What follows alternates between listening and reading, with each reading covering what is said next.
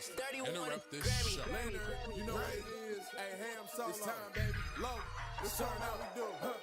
Hey. They said we said we lit. They said we said we on. They said we said strong. They said we said go. We say that you heard right. We say that you heard right. We say that you heard right. We say that you heard right. They said we said we in. They said we said we on. They said we said strong. They said we said go. We say that you heard right. We say that you heard right. We say that you heard right. We say that you Man, I swear that it's imminent. I've been going so hard on my penmanship. About to go in and buy me a whip. And I pull that shit fresh off the dealership. I can leave you on red like an Xbox. Got me laughing at you like you Red Fox. Got you chasing Hot Wheels like a Matchbox. EA running the game and it don't stop. Super cold like I'm playing for Blitz. Cause you all in my sights like Red Dead Redemption. Never gonna slip on my pimpin'. Better get out my way, bitch, I'm on a mission. Really ain't no competition. I'm steady grilling opposition. I'm get up and ready to win. They can play it how they play, but fuck what you say. I'm getting this money today. Last of us like a dying breed. Down the ride like a noble steed. Fatality moves, I make it bleed. That's on any game, that's on any screen. Shut up and give me your money. They said we so lit.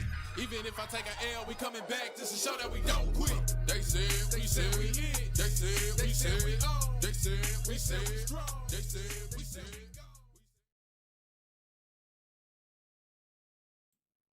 Hey, good morning, y'all. What's cracking? I see you already up in the house. Jagger Blaze Alex, what's cracking? Good to see you. One of the number one members that just recently joined. I appreciate you, brother. Thank you so much. Good morning to everybody else that decided to come through that are here right now. Let me get my glasses on. There are a little bit to talk about. We're continuing from yesterday where we left off, where I was talking about they outside, right? And I will continue to talk about that today, just with just about somebody else. And the person I happen to be talking about here soon will be actually on the show in the future, right? He'll be on the show in the near future. He may be on Bull Sitting or one of our other shows. I don't know which one. Probably not the morning show, because that's usually just me, unless people decide to call in. Hell, he might decide to call in. I don't know. You know, he might slide through over here and be like, hey, man, I see you talking about me. Let's talk about it. I don't give a damn. I'm here for that. That's cool. I'm not over here like hating on bro or nothing like that. But like, if I maybe misunderstand him, maybe he might want to come through and say something about it. All right. You know, I'm outside for that. I'm outside for that. I mean, I said they outside. Well, I got to be outside too. I'm outside. All right, so we're all outside. Good morning, though, y'all. Good morning. Oh man, we are just cool and kicking it. I appreciate y'all for sliding through. Please be sure to share this sucker out. Hit that like button. That's like the only time I'm gonna say that this episode. I feel like I've been saying that too much. That's the only time I'm gonna say that this episode. I'm gonna move on. Let me go on ahead and get the link for today's for the Discord and whatnot. It should be in the description, but I'm gonna go on ahead and put the links to the show real quick, or at least to the Discord as well. So let me go on ahead and do that real quick, and then we'll get kicking. Like Bruce Lee, we will get the kicking. All right, so there's that, got that. So this is the Discord link if you want to get on the show. Oh yeah, I wanted to send that first. I meant to hit enter. I forgot to hit enter for that. But link to, I'm not doing that, Rachie. That is a Loke issue. That is not a ham issue. That is a Loke issue. You get out of here with that Dustborn. I'm not playing that game. That is a Loke thing. I don't care if he found Jesus in it and found some fun. I'm not playing that game. There's too much stuff that I got to play right now to be playing that game. I'm not even slightly interested in it. So no, thank you, Shuri. But link to Discord chat, or goddamn it, I should say lobby, right? Lobby to speak. There we go. I'll put that there, and then paste the link. And maybe if Yobi's free, if he's around, I don't know if he's even here right now, but he could use that link and make sure it works if he wants. I don't really give a damn if he does or not, but you know, that'd be nice just to know that it works. I'm pretty sure it does. I don't see why it wouldn't.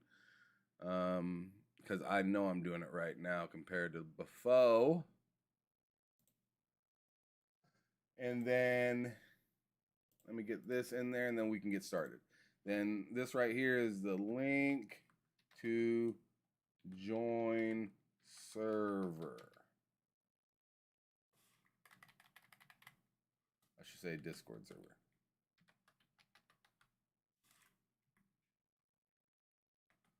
Which that one will not put you straight into the chat, but it will put you into the server to where you can go into the chat if you want to, but you can also just write in the general as well. So that is that one. Hopefully, I'm sure both of those work just fine. But anyways, let's get kicking. Let's get it kicking. So, oh, thank you. There's Yobi right there. Right as I was thinking about, just as I was thinking about him, there he is. He just shows up, popping out. Good to see you, brother. Good morning to you as well. Good morning. I think we got the good mornings all squared away, though. All right, good morning to everybody else that comes in here right now. Morning. I already say good morning to Rachie. Good morning to Jax, because you was here early enough. You get it. Everybody else, just good morning. It just is what it is. But all right. So the thing that I wanted to talk about today, which is hella ironic, because what we're gonna point out first, because I got this young brother on the screen. He goes by the name of Emmanuel. I thought I already subscribed to him. Here, I'll subscribe again, I guess. Maybe it is a different channel I was subbed to, or I was signed into on my thing. But there you go. I subscribed to him. I recommend y'all check out his content, but we're going to be checking out one of his videos anyway, so you'll be able to see what his content is like anyways. But he's primarily a PlayStation guy, right? But we'll get into his feelings about PlayStation and what people are kind of been looking forward to lately. But there's one thing I have to kind of lay out in front before we even get started with that. I'm pretty sure we all heard about tomorrow, right? Or today, actually. Now it's today at this point. I'm just smushing all the days together now, or whatever. But State of Play returns today. Now I know it says tomorrow, but today is the 12th now. So February 12th, and it says tune in at 2 p.m. Pacific time, 10 p.m. GMT. And 11 p.m. CET for news and updates on great games coming to PS5. So for those of y'all that don't know, this is 5 p.m. Eastern time. Okay, 5 p.m. Eastern time, 2 p.m. Pacific time. For me, it is 4 o'clock because I'm Central. I'm Central time. So for me, it's at 4 o'clock. For Eastern time, folks, 5 p.m. Okay? You see all them fingies? That's what my daughter calls them sometimes, fingies. You see all them fingies? It's at 5 o'clock for you fools out east. 2 p.m. for Pacific time, folks. And everybody in between knows they roll because they ain't silly. This is what it is. We know how to count forward and count back. It ain't no thing. Some of y'all Pacificers, some of y'all Easterners. I be wondering. There's a reason. Central time, we call it the Lord's time. There's a reason. Anyways. So yeah, you see it right down there, 5 p.m. Eastern time as well. So that works. But I'm personally looking for 2 new games from PlayStation particular. First party IPs is what I'm trying to say, right? First party IPs is what I'm trying to say here, right? That's what I'm looking for from PlayStation. They can have third party, that's fine. That's fine. I don't care if they have some third party games. I expect a showcase of any showcase to have something third party, right? Even, I mean, just recently Xbox had their Developer Direct, it still had a third party, even though it was the Developer Direct for Xbox, right? It still had third party game in, right? Still had a dope ass third party game in there. So these bozos out here sometimes that be asking about like, yo, we need to have all first party content at the showcase, like they're asking too much. Like all of these companies have partners and stuff like that they got, so they're gonna have other people at their showcase because it helps, you know, get the word out for them to be able to sell it first on their console, especially when it's a big game, right? Everybody wants Grand Theft Auto, but Grand Theft Auto might just do their own thing. Who knows, right? You know, like whoever gets that gets more, you know, interest toward their console and stuff like that. Same with like Madden and 2K basketball and stuff like that, right? So, but yeah, I'm expecting at least 2 IPs. So this is supposed to be a 40-minute show as well. A 40-minute show. People are saying that's a lot. I think that's about average. It feels like, you know, usually it's about like 20, 30 minutes or something like that. So another 10 minutes. Whoop-de-doop. Hopefully they got just something interesting to show, because like Ray Cheese says, like Baby Steps will be got like stuff like Baby Steps was okay, but it wasn't like like it wasn't that amazing, right? But it was interesting. What up, TZ? It's been a while, bro. Happy to see you slide back through. Faded Blaze, I see you up in the chat. Ray Chi, you always keeping it crunchy up in the chat, always, every single time. Jagger Blaze, Alex, yo, be good to see y'all. But anyways, I'm excited to see what they got to show. I just really want them to show at least 2 IPs from PlayStation. That's all that I ask. I'm not here to be a hater or sound crazy or say nothing wild. It ain't like that right now. What would be wild is to see Starfield pop up on there. That might happen. Who knows? Phil Spencer already opened Pandora's box. It's outside. It's outside. You got Horizon might show up. Or I could actually see Horizon showing up just because that's actually slated to be coming soon. Same with Indiana Jones, but you know how lackluster bro, imagine if it's Xbox games just at the PlayStation Showcase. I don't know who to laugh at. Probably Xbox, right? You probably laugh at Xbox because it's like PlayStation's trolling you right now. But then you got to look at PlayStation sideways a little bit, though, still, right? Because then it's like, what are you doing, though? That's cool. Now, what would be slimy and funny? I wouldn't, I'd have to laugh at myself at this point, right? I'd have to laugh at myself at this point. Is if they had a showcase right now, right? And said, come back on Friday for our first party showcase. And I would be rolling. I'd be like, oh, Xbox, they got you. But I don't think that's going to happen. I think this is it right here. They're going to, 40 minutes. That's a good amount of time, depending on how they space stuff out and pace it out. It should be great. It shouldn't be 40 minutes and they show like 3 games. I really hope it's not like last year's thing with Suicide Squad and whatnot. Like, that was all right, but it just wasn't. Yo, what's cracking, Mike Johnson? Good to see you, brother. Good morning to you. What's cracking lacking is what he always slides through saying. But yeah, I'm excited for it. But anyways, I just wanted to lay this out here before we move on to the next thing, right? Because the next thing that we're going to be talking about had a little bit to do with the state of play. And I just wanted to, the state of play has already been announced. So he's going to talk a little bit about some people with the state of play and stuff like that. And I just wanted to get that out the way so this makes sense. So people aren't like, oh, the state of play is already announced. It is what it is. Right. But yeah, and Nate even says 40 minutes is a solid amount of time of if they use it accordingly. Absolutely. Good morning, by the way, Nate. Good to see you, brother. Hope you're doing good. I hope you're ready for tonight. I know I know you're excited. I know Teezy's excited. I don't know if Yobi's excited. I know Mike's excited. PlayStation Brethrens are popping up. I know they're excited for the showcase, right? They should, as they should be, right?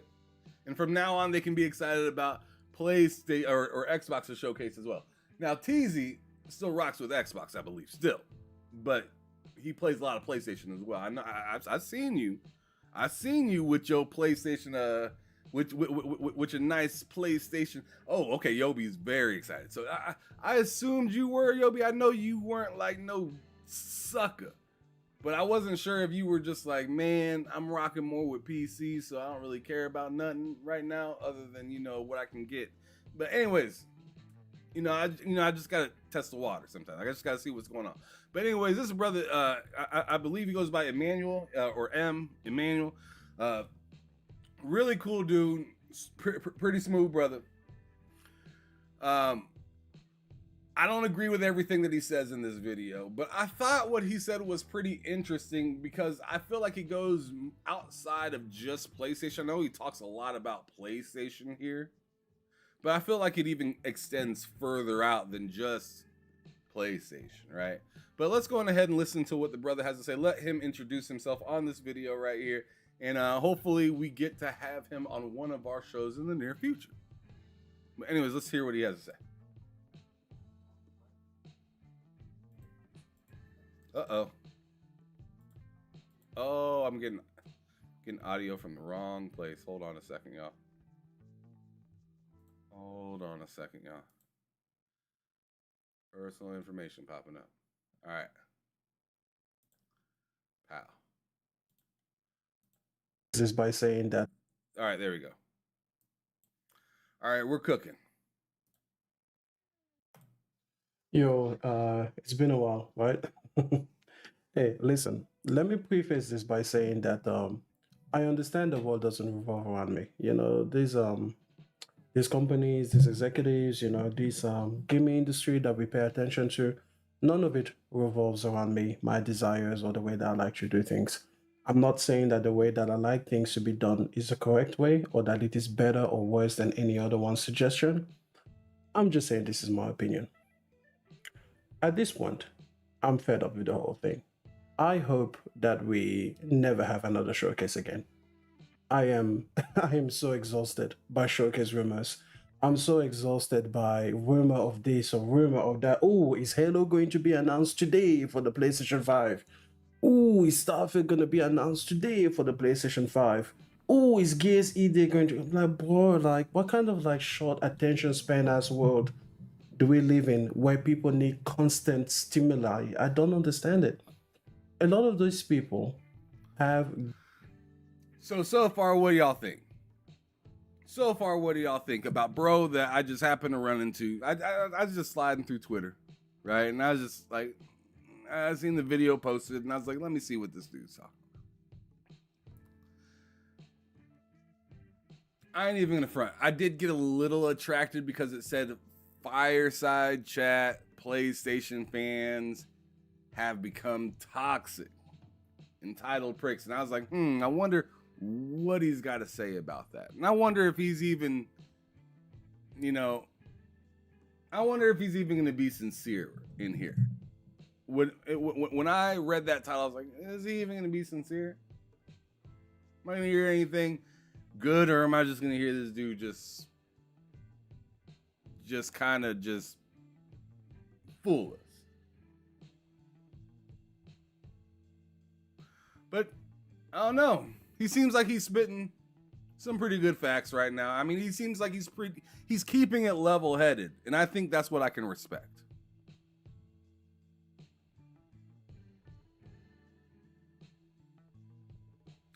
And Nate says Emmanuel has a very specific viewpoint. He in his own world, and that's fine for him.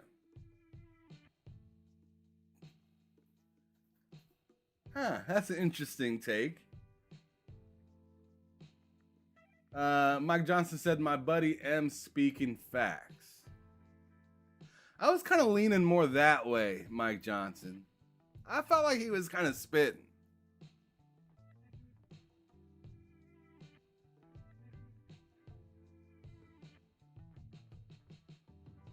Okay, Yobi says, nah, man, I got all the consoles. I'm excited across the board. Yeah, that makes sense. That tracks. That tracks. Type person you are, that tracks. Game of the year contending, game of the year winning, game of the year games, sometimes game of the generation contending games in their backlogs, sitting pretty. I know because I'm one of them. I've got Baldur's Gate 3 in my backlog, and it's just sitting there looking at me with the side eye. But I'm not the only one. The thing is though, I don't need I don't need a just this constant stimuli. Like I just hear PlayStation fans crying every single time about another showcase, and it's like, bro, you're an adult. You're an adult. I hope they never give you one. Honestly, yeah, I'll take the L. Like I enjoy showcases too, I do, but the time in between is so painful. It is. I gotta go to the defense of some of the people though, because I see. Okay, so Vic is saying, "Oh, this guy," and I'm saying, hey, I'm saying I don't mind him so far. That's all I'm saying. Like say what you gotta say, hate what you gotta hate. Just know that I'm saying, hey, I don't mind him so far. I think what he's talking about is kind of interesting because it's like he's going against the grain of his own favorite ecosystem. Which, I mean, I've done that before. I don't have the most friends out here. I'm not over here buttering up and saying everything's all perfect all the time.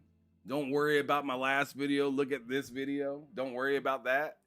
Nah, man, I've said some pretty not cool things about Xbox. I don't have I don't have the biggest Xbox following from my own favorite platform, right? Because it's just like I just don't see it the same way, which is fine. Which is fine. But yes, and Nate, I was just getting to that. The reason people are salty or they're looking forward to the next showcase is because the last showcase that was hot, like actual, like sizzling, like damn, like I gotta run all that back. It's been a long time since PlayStation's had a showcase where you ran it back for the right reasons. So like, sure, they've been doing fine selling consoles. They've been doing mediocre selling their own personal games, depending on which game you look at, right? Some games sold decent, some games sold pretty bad, some studios got shut down. Some studios got, I don't know.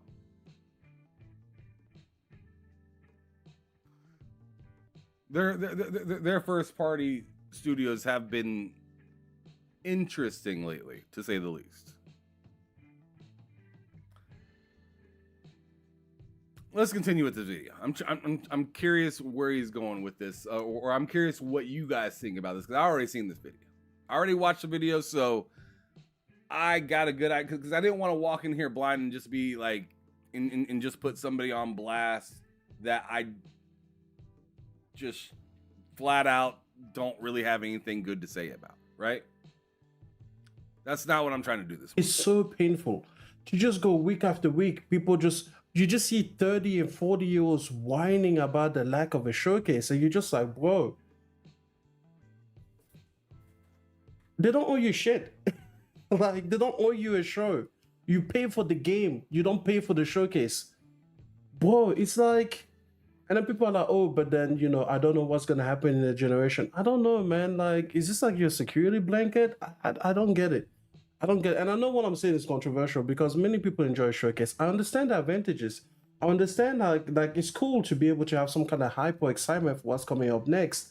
But It's cool to have, right? It just shouldn't be demanded. Like it's just like the same thing when like a 7-year-old kid, asks for ice cream versus that same 7-year-old demanding ice cream. One of them is like, yeah, it's cool, I understand your desire. Shit, I want ice cream. Let's go get it. The other one is tedious. It's exhausting.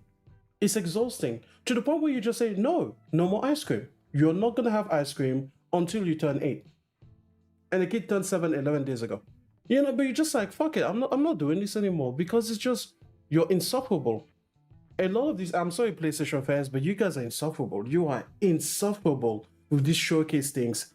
And then because you don't get a showcase, you then latch onto each and every rumor. I have seen PlayStation fans are the worst winners. They are the sorest winners. They are the sorriest even winners in gaming. I can't believe. Jesus Christ! I mean, this guy is going all the way in about this. He's like the sorest winners and everything. I'm just like, geez Louise. Some of it I need a little bit more context on it. I'm not gonna not smile about what he's saying, okay? As a person that's Xbox guy, but like I don't really, I like my Xbox, right? So when I hear somebody that's frustrated with PlayStation on PlayStation, sure, a little bit of a cheese, but at the end of the day, I still own a PlayStation, right? So I'm still hoping that they come out with something that I can buy for the I didn't spend $500 to just think that it stinks the entire time, right? So I still want to get something for it. I just feel like what he's saying is kind of interesting. And Nate, okay, yeah, I gotta go back and read some of this chat. Mike Johnson. All right. Let me go back and read some of this because let me catch off. Let me catch up with y'all's thoughts because I like I said, I already watched this and I'm interested in what y'all got to say about it. Right? I'm interested in what y'all have to say about it. So, Ray Chi says, I got all the consoles, but my PS5 is such a gotcha game machine. Ooh, come on now, Ray Chi. Gotcha game. And Nate says, yeah, I've heard his takes enough to know he either wants to get what he wants, and if he doesn't get it, then he takes a strong opposite approach. M is missing the reason why it's so bad in between. Again, Nate, that's an interesting point because it seems like you follow bro. It seems like you know the pattern of bro a little bit more than I do. Right? I'm a newcomer just seeing this guy. Right? I've seen him or seen him talk before, I think in like a group setting.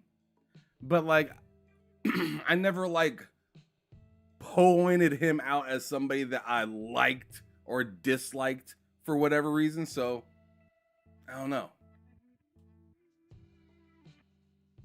I don't know. But interesting enough. Let me go on ahead. It's interesting to see. But anyways, Nate continues by saying it's because PlayStation hasn't had a major showcase in years. Yeah, I said that earlier. I think I read your tweet right here or thing right here earlier. Vic says Sony hit me with the gotcha. Why I bought? Oh my goodness! All right. N8 said not to be confused with the state of play. Faded Blaze says I don't think he's going against the ecosystem. This is going against the fanboy dashboard. I guess that is true. That is true. Faded Blaze. That's a good way of kind of fixing that thought. But anyways, Nate says we talking about the team that used to set it off at E3 or their own PlayStation experience at least once a year.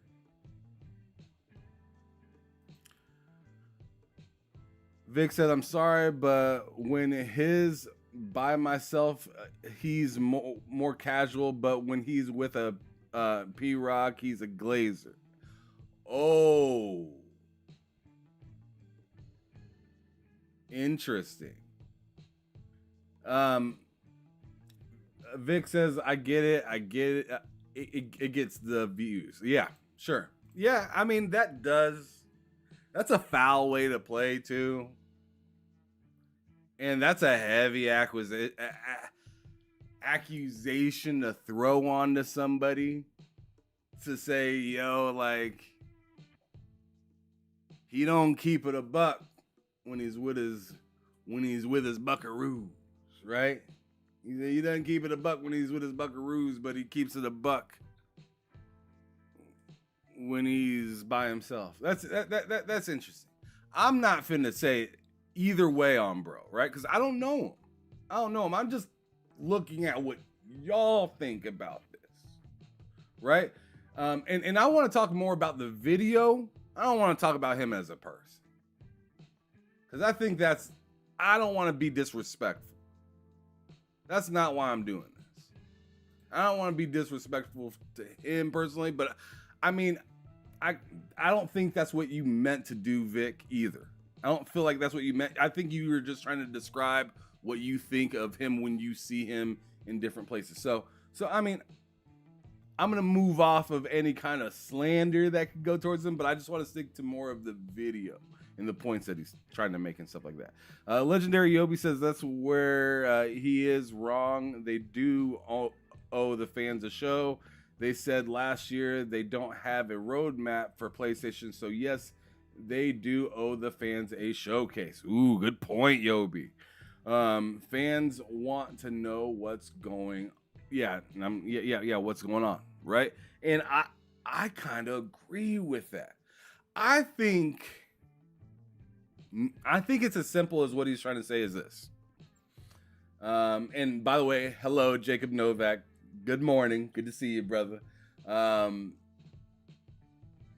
Let's see. I think he's simply trying to say whether you like it or not, or whether you agree with him this time compared to the last time you seen him, or whatever.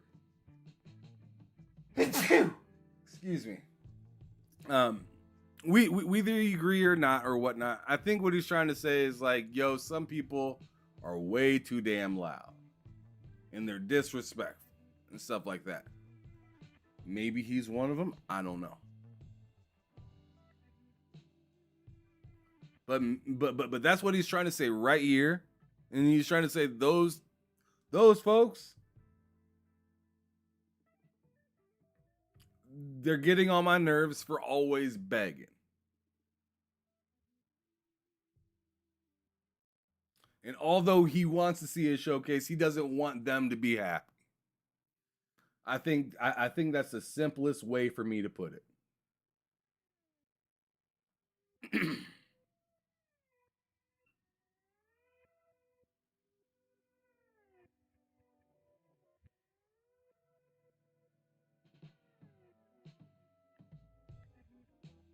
Okay.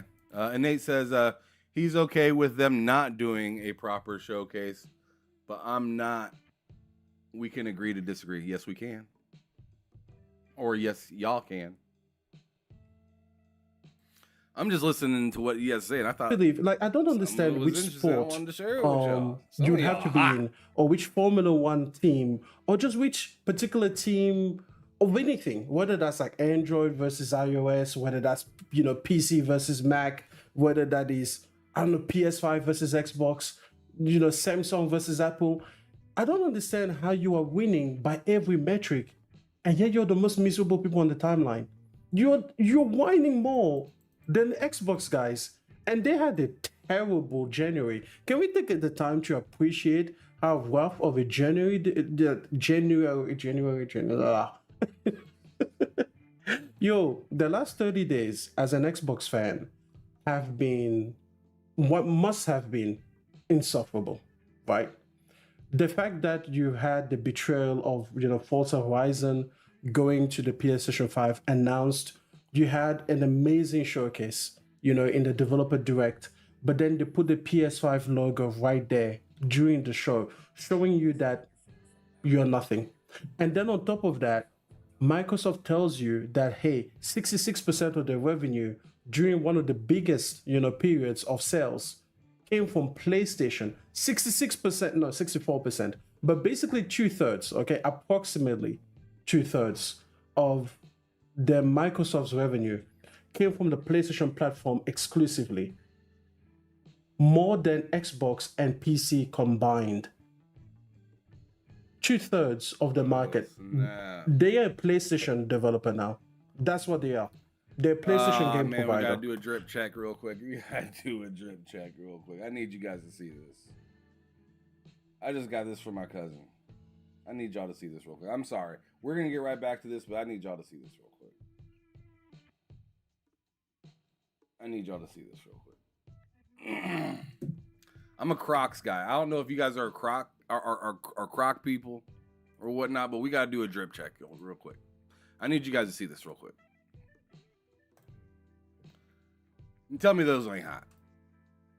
Tell me those ain't hot. Tell me those ain't hot.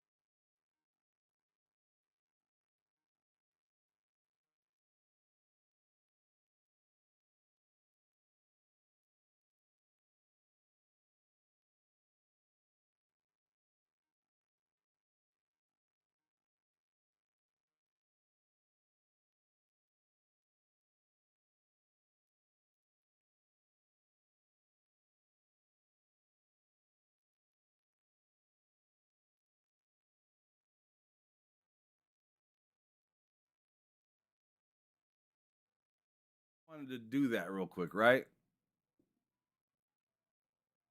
Oh, wait.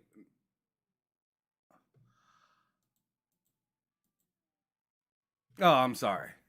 I forgot that. Hold on a second. Yo, you're muted on stream, bro.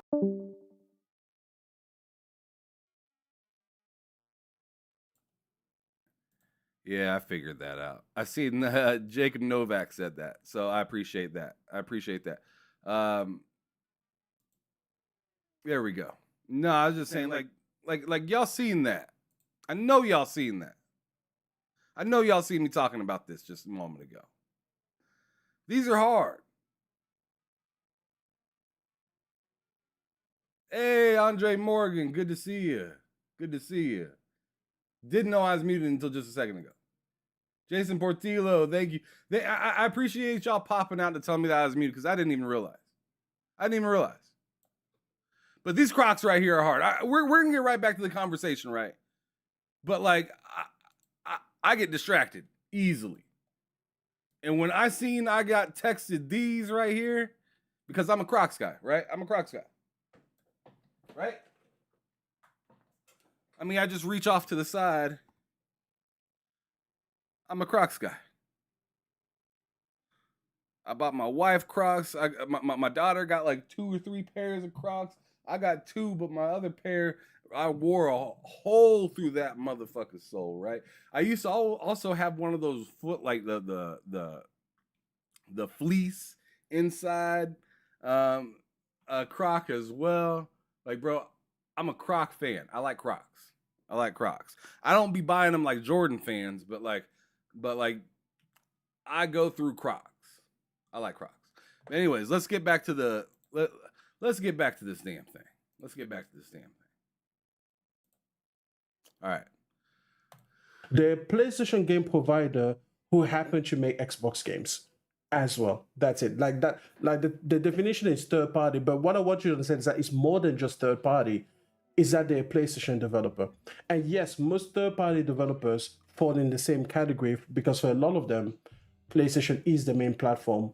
But the thing is, none of those other ones have a platform like that of Xbox. So the fact that Xbox has approximately 2/3 of their business coming from the competition's platform, that makes it their platform now. If you are an Xbox refugee, you are a refugee at home. And yet with all of that reality and so much more, like the Phil Spencer interviews, the way that he wouldn't, promise to people that Starfield will remain exclusive, the way he keeps saying no red lines, the way that he's like, yeah, everything's going over. Boy, it was rough. Even as a PlayStation fan, I was like, oof, man, may this never be me. But even with all of that, you know who is whining more? PlayStation fans. How? Now, I understand. I mean, is he wrong, though? Is he wrong, though?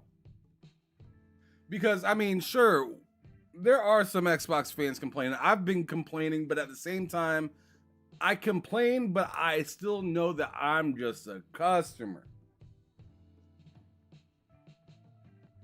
I'm not going to complain like I own them. There's two different things.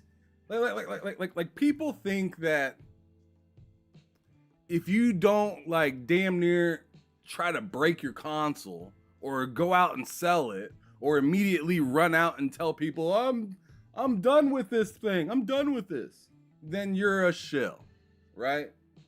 They immediately think if you don't just turncoat when you think something happens that you don't like,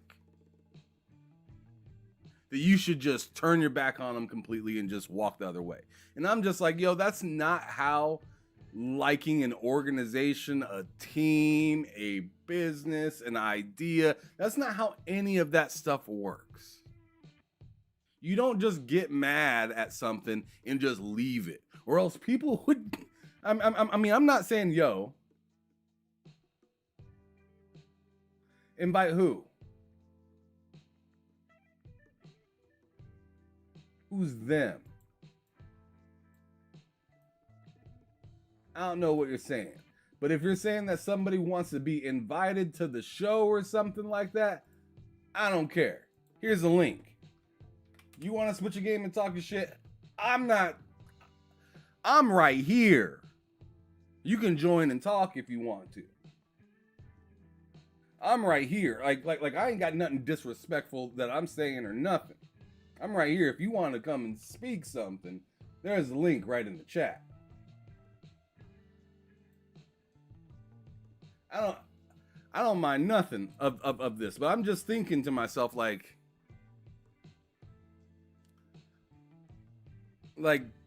people get mad if you stick around, right? You're a shill because you stuck around, right? And it's like, no, bro. Like, I have an idea within their idea, and hopefully we meet up in the same spot. So far, it's not been going the way that I had anticipated, but they're still saying some things that have me interested in the plan in the first place. So I'm still sticking it out because I'm still interested in a good piece of their plan. That's simple. Now, Shilling is pretending that nothing bad just happened. That's what Shilling is. Shilling is pretending that, oh my goodness, they did that. I was with them all along. That's Shilling. Shilling is finding an excuse to give somebody props when they deserve the opposite. Yes, absolutely. I'm more than happy for M to come up at any time. I told him I even DM'd him that I was doing this episode. I believe I even DM'd that. I'm gonna double check real quick. And Nate, good morning. Since you're here personally now, how are you doing today? Are you all right? Yeah, I'm good, man. How you doing? Okay, I was doing a temperature check right there. I didn't want you to come in hot. Nah, I'm good, bro. Yeah. Nah. I like I said, I'm cool. I'm cool with the boy. You know what I'm saying? M is cool.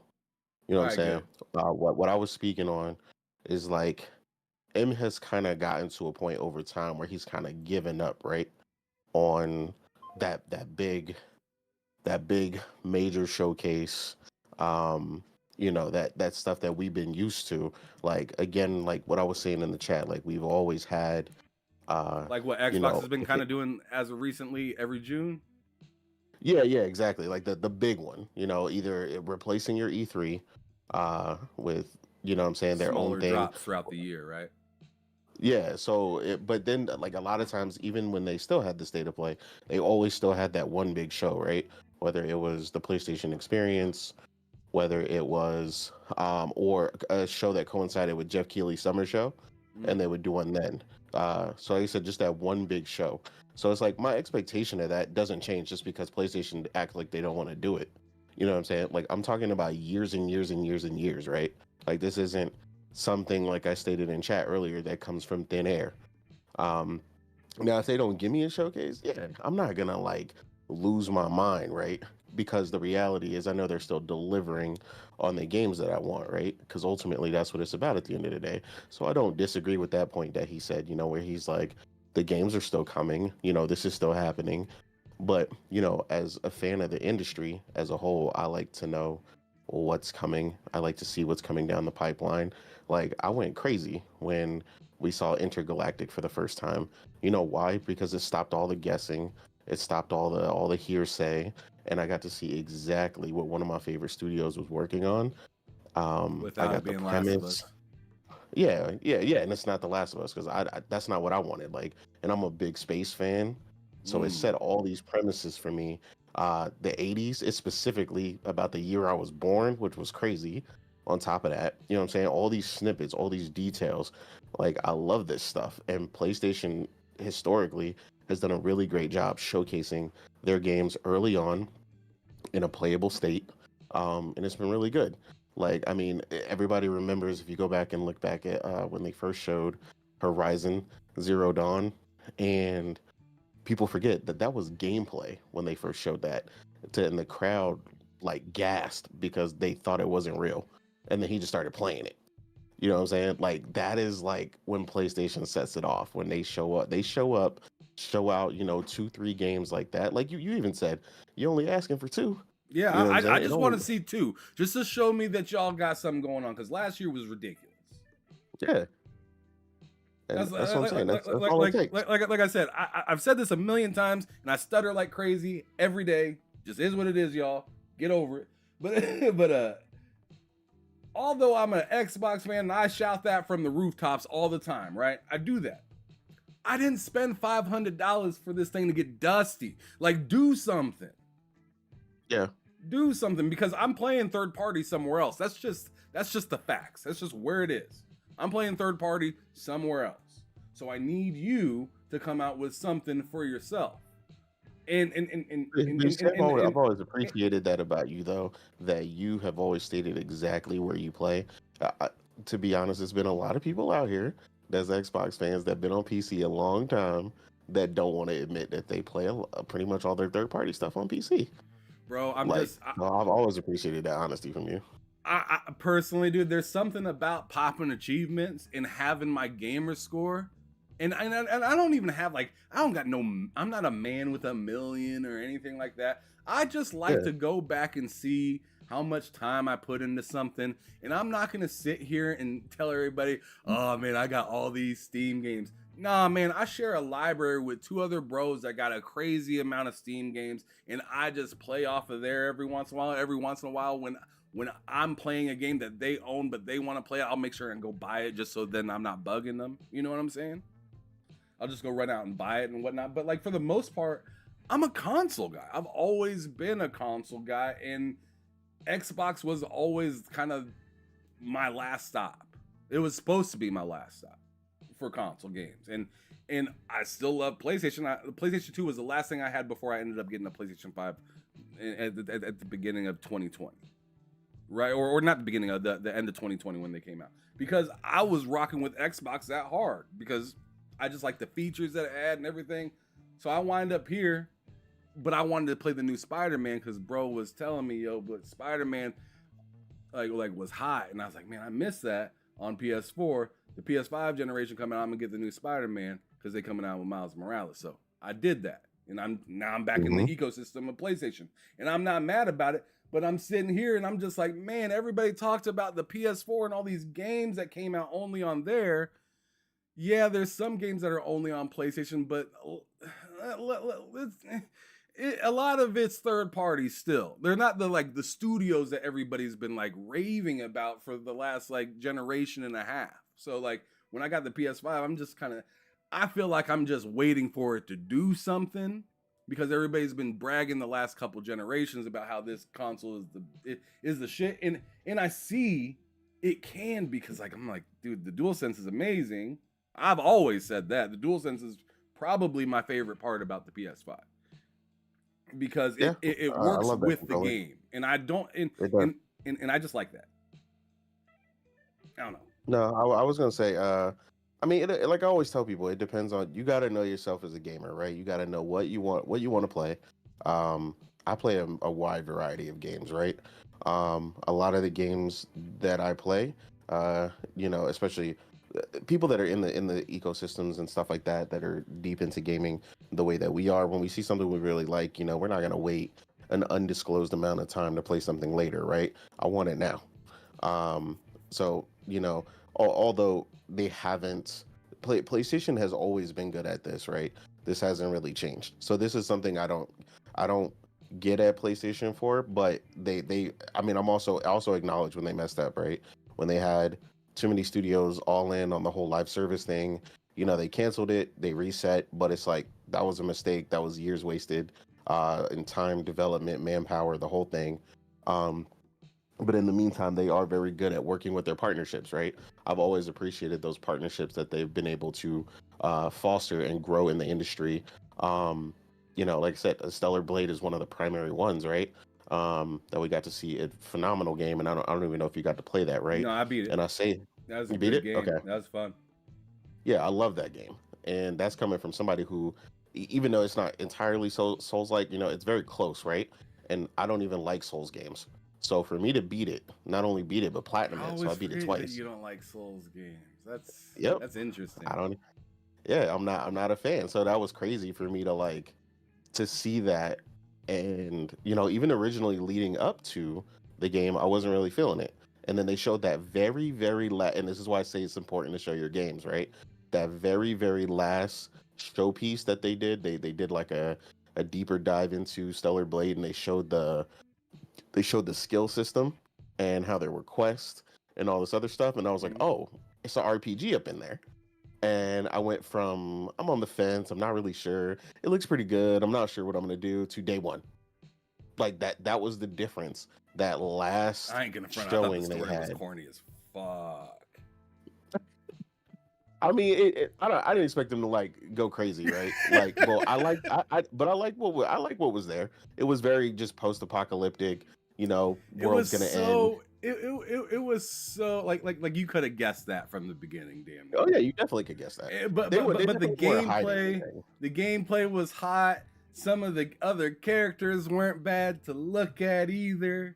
So seeing that they used to be kind of like, we used to fuck with you, but nah, and the other person, it's like, oh my god, what did they do to you? And it's, it's just like the story.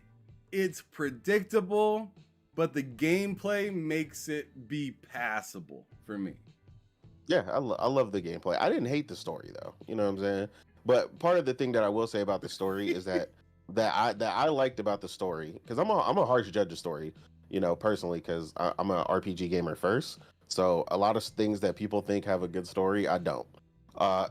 So the story was still okay for me, right? But it becomes that way when you play it to completion. What I mean by that is you do all the side quests and get all the characters in the end, and it has a lot more meaning that way. There's a lot more at stake, and you understand what everybody's fighting for and all the different things that each of the characters went through when you actually do the quest for them and talk to them and see everybody's struggles that has gone on either within that city or around that city. So it's not gonna win any awaards for its story. But like you said, I ain't everything gonna lie, else, when you went to go save is that top tier. sister, that shit had me feeling some type of way. Facts. The whole thing with the sister, like that's what I'm Yeah, I saying. was like, that God was, like, damn it. I didn't want to tell her at all, bro. Like I was like, man, and it's like, and then on top of that, the soundtrack, bro, it was my soundtrack of the year soundtrack was by hitting. far. Yeah, that soundtrack was fire. I was just like, I was constantly hearing new stuff. When you could listen to a soundtrack outside of a game, it's something special. So they definitely have some bangers on there. But again, that's what I'm saying. Like, right, like in the meantime, PlayStation is very good at, and I've stated this in prior times. PlayStation is very good at not stepping on their partners' toes, right? Mhm. It's a dance. They are very good at, hey, like we got these guys over here we're working with. You've got upcoming, obviously, Lost Soul Aside and Phantom Blade Zero. You've got those teams. Then at the same time they still want to showcase and push you that first party sauce, right? Sometimes I think the biggest disconnect, right, and where M has kind of given up, right? For him, and I get it, right? Because my girlfriend is the same way. She is big first party PlayStation. Give me exactly what I've always wanted. Give me my Uncharted, my my Last of Us, stuff like that. And she was really big looking forward to Last of Us, the factions too. And so was I, right? So a lot of this stuff, like she is kind of, obviously, my girlfriend's also a big PC player, right? So my girlfriend is kind of where M is, right? Where she's like, not as bad, but like if they show her some heat and they give her some heat, you're like, all right, cool, now we back on track.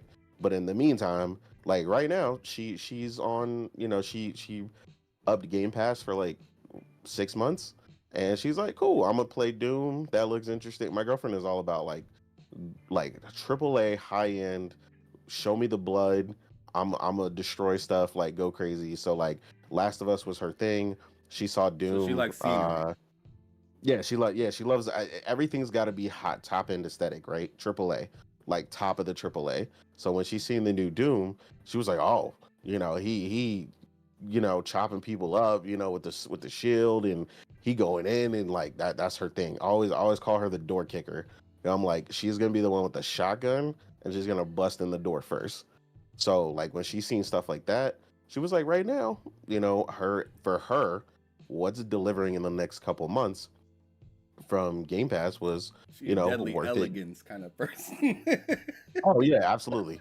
I want to see it splatter in the prettiest way. In the prettiest way.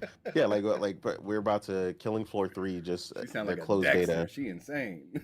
Oh yeah, she loves Dexter. It's funny you said that. Yeah. So love yeah, it, it's like that. Like we call her the Killing Floor Queen because she plays Killing Floor. I introduced her to Killing Floor a long time ago when it was 1. Then we played 2.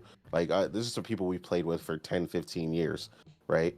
And then the Killing Floor 3 closed beta just happened. She tried Monster Hunter for the first time over the beta weekend that just happened on PC.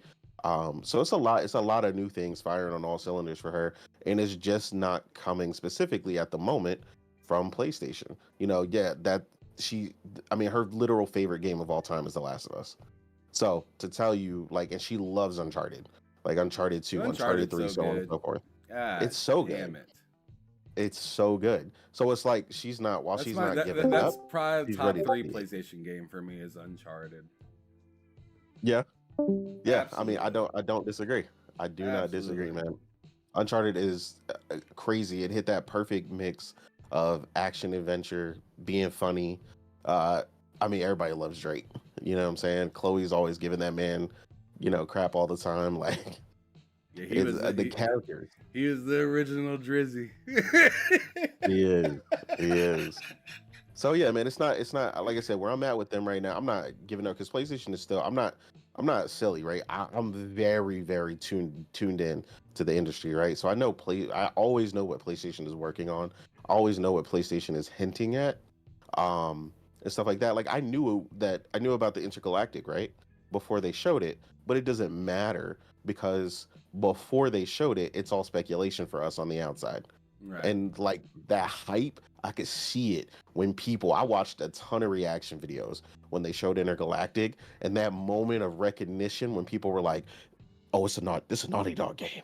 This is a Naughty Dog game. Oh man, oh like," and people, the build up and the hype and the, "Oh my God, Porsche, what is happening? Oh my God, there's anime on screen." Like that is what a visual and a showcase of showing something will do for you, right? Oh yeah, Space Marine 2. Yeah, I see you. I didn't forget about that.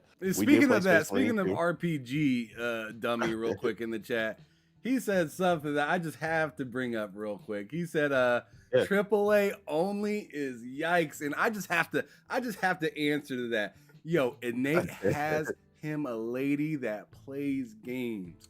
Hold on to that tight. Hold on to that tight. I got a woman that plays games as well, and I'm just saying, like, if you find somebody that enjoys the hobby that you like as well, and that you can, even if it's only you can conversate for a genre or two because they're very picky, Oh yeah. take it and run with it, because it's so much better than having a girlfriend that's only on her phone, that's only on social media, that's completely into just going out all the time when you're more of a stay in kind of person. So it's just like, hell, if they enjoy, like my woman, she is addicted to Halo. That's like damn near all that she plays, right? Yeah. And I'll take it. She'll play, and then every once in a while I get her onto another game. Like I got her onto Unraveled, right? Because I loved Mhm. Unraveled.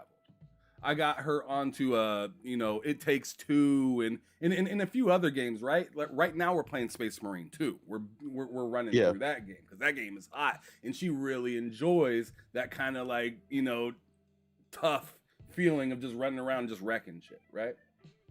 Yep. So Yeah, that's what we're I- doing. I But can- all I- I'm seeing, I just seen RPG dummies say that, and I'm like, just no, Yeah, Nate, yeah.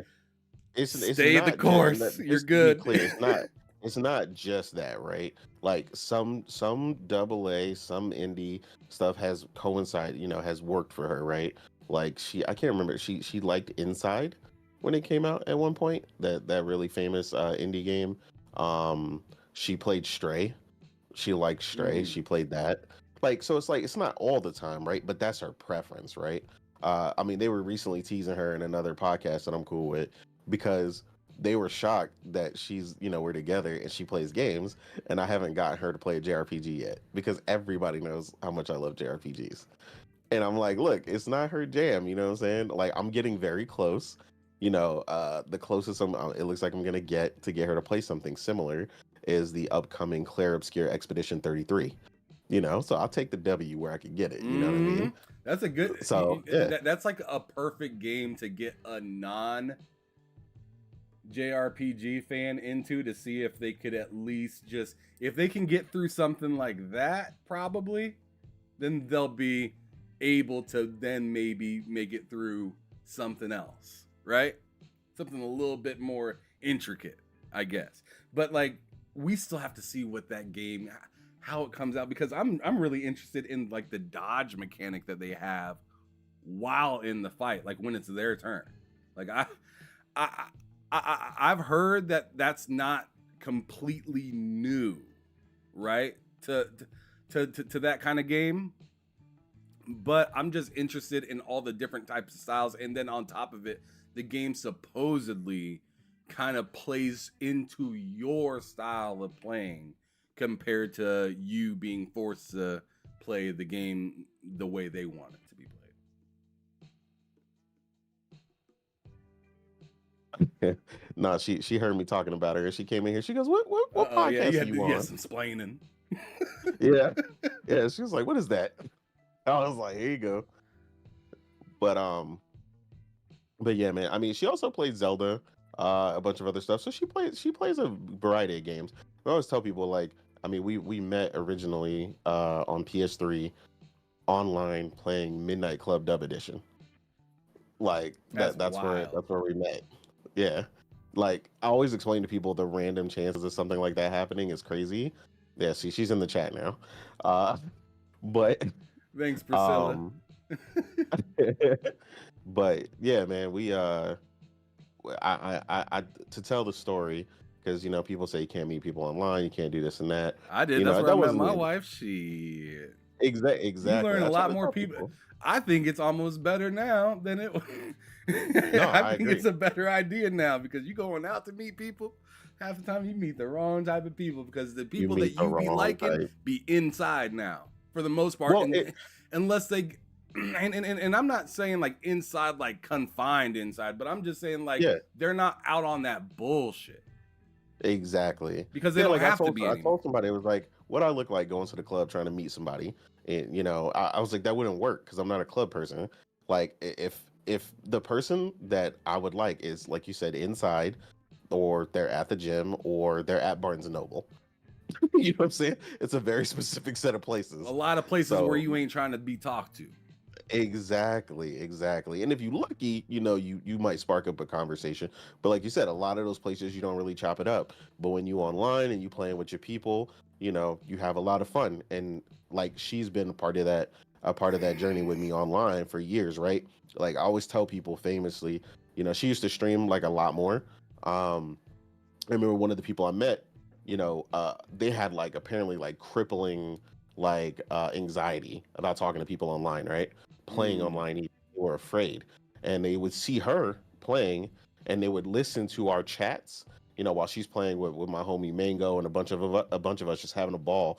And they eventually worked up the courage to ask if they could play with her. And now, this is years later. To this point, this person has a wife, 2 kids. You know what I'm saying? It's a whole different planet for this person. You know what I'm saying? All because we played video games together. That's how big of an effect something like that had. So yeah, man, you never know what's gonna be the difference, what's gonna make a difference for people when it comes to playing games, man. Playing games is something therapeutic that brings a lot of people together all around the world. And like I said, I never would have met that person. That person literally lives halfway around the planet from us. But now we've been friends for years at this point, Oh yeah, So, I mean, just look at me and Loke. Yep, exactly. He lives in fucking Africa. Facts. and we talk on a daily, not just on the podcast, but we call each other, we check in on each other. My wife knows his voice. You know what I'm saying? Because like, because if you guys go all the way back to the very first episode of TSWS. Mm-hmm. My wife used to be in the shows. Oh, okay. And so Loke would have to be like, y'all two need to relax, because me and her would get heated sometimes. On like as we're making the show and stuff like that, because we had like a 2-year-old daughter, 3-year-old daughter at the time too, and like we were recording things. We weren't live back then. We were recording things, so like we were trying to figure out, who's gonna take care of the daughter this time? Oh, she crying. Just random shit happening, right? But my wife was a writer, because she was like willing to do the show, seeing that I was, trying to get something off the ground, right? She helped the boy out, right? Absolutely. So I thought that was amazing. She's also a gamer. So, I mean, she didn't know all the stuff that we were talking about, but she was here for it. She was trying, because originally me and Loke were trying to do what they do off of off of what they used to do off of Undisputed, where my wife was kind of like the person that asked the questions, and I was kind of like either the Shannon or Skip, and Loke was the other one. You know what I'm saying? That's what that was our idea at first, and it just never panned out to be that way. And my wife was just too computer illiterate when it came to doing some stuff that she got frustrated kind of easily. And I was just like, you know what? You can help me out with ideas in the background. And, you know, once I actually get this kind of business thing going, she's big in that, right? She, like she's really good at writing emails, doing all the stuff that the background is really good at, because that's what she does at her job, right? But when she's on camera, she's just like, I don't know what to say. And yeah, and you know, some people are just like that. Yeah. I got to know what your talent is, and we got to move you over here. No, So- again, yeah, that's what it takes. That's a big thing, right? Understanding where someone's going to be good at, right? Like you said, everybody's not going to be on camera, you know, and so on and so forth. And some people are like that. I mean, my girlfriend's always giving us pointers in the background. You know, you need to adjust the mic. Your mic is too low. You need to adjust this and that. You know, the screen space on you know, the way you pull up, you know, that article is too small. You know, stuff like that. She always loves stuff like that. So, yeah, I get that. Oh, that's what she was playing right now, which I didn't mention that. She did say that. She started Dragon's Dogma 2 and she's also playing Stalker 2. Is so good. Yeah, she's really liking a lot of those. And Wukong. Yeah, she's playing a lot of stuff right now, man. She's in the Stalker zone. 2, though, she's almost finished. Yeah, she actually ran into a game-breaking glitch though. Oh, no. Thankfully she's playing on PC, so there is a way to fix it that we found on Reddit. So we had to go in there into the file. Is it a spoiler? No, not really. Not for me to describe it. So basically, yeah, describe basically it's just an NPC is missing. So you know how sometimes like in RPGs there's like a group of characters that are supposed to be standing somewhere and it triggers an event. So one of the characters is not there. So he's literally just gone.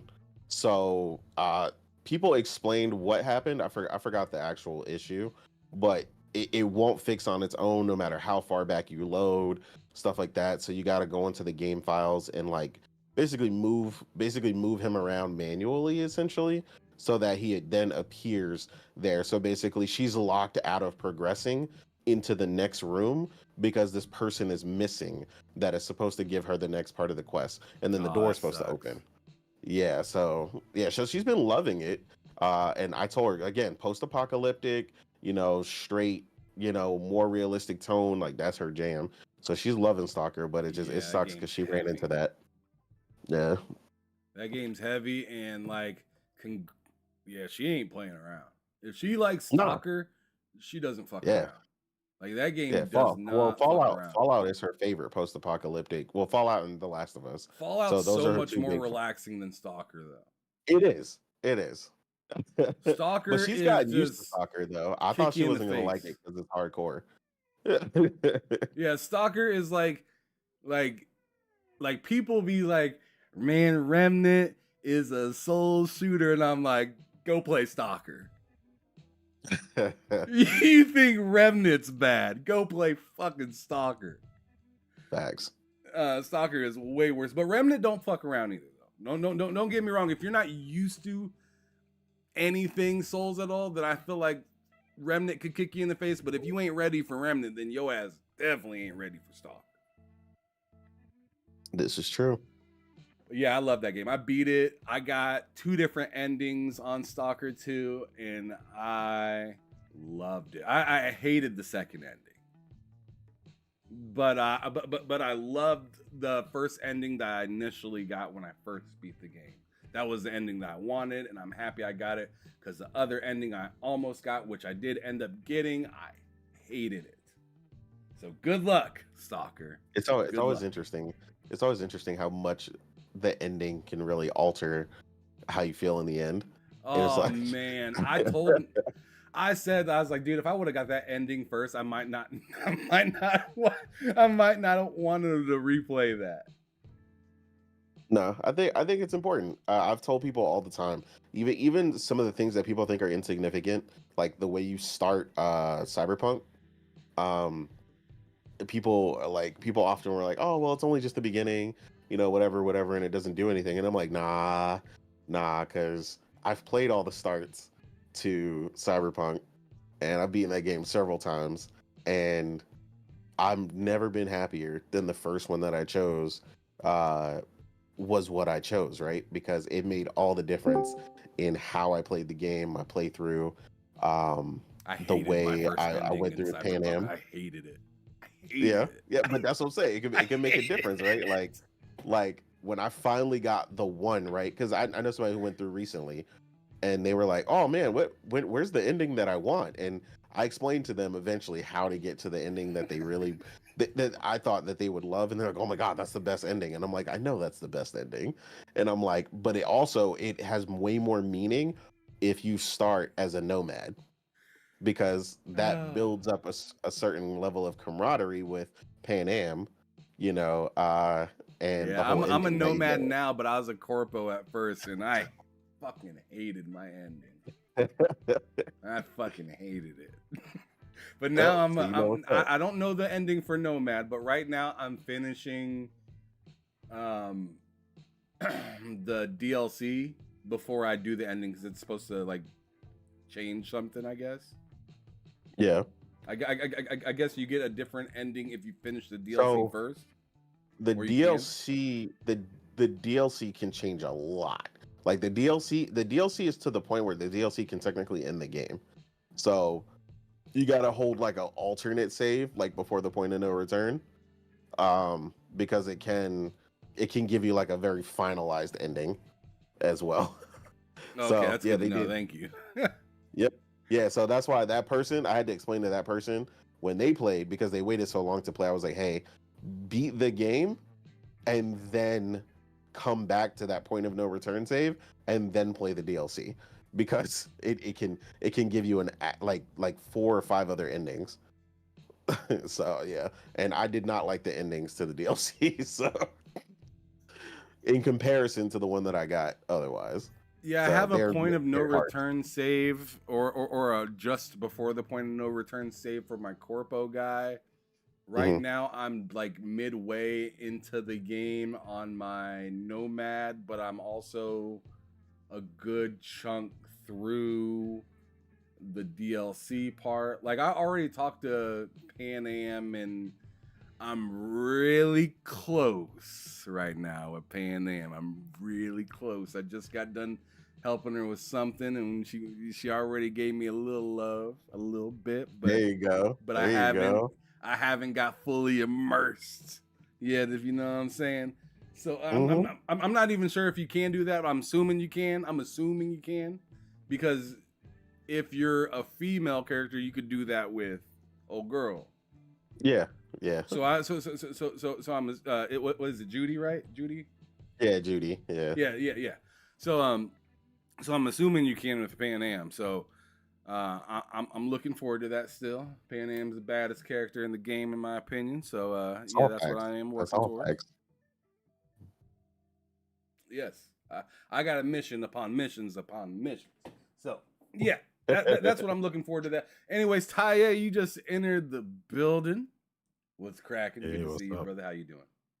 I'm good. I had a question for you guys, because you guys are talking about stories and the finals. So first question is, when you play a game and whatever story you get, do you ever feel like you've kind of devalued your experience in some way, shape, or form, or like the meaning of like your ending when you go and play through it again to get a different ending? I mean, for me, not really. Because as long as they're significantly different enough, I guess is what I'll say. Um, like it doesn't really bother me. Like for instance, for what we were talking about earlier about having to beat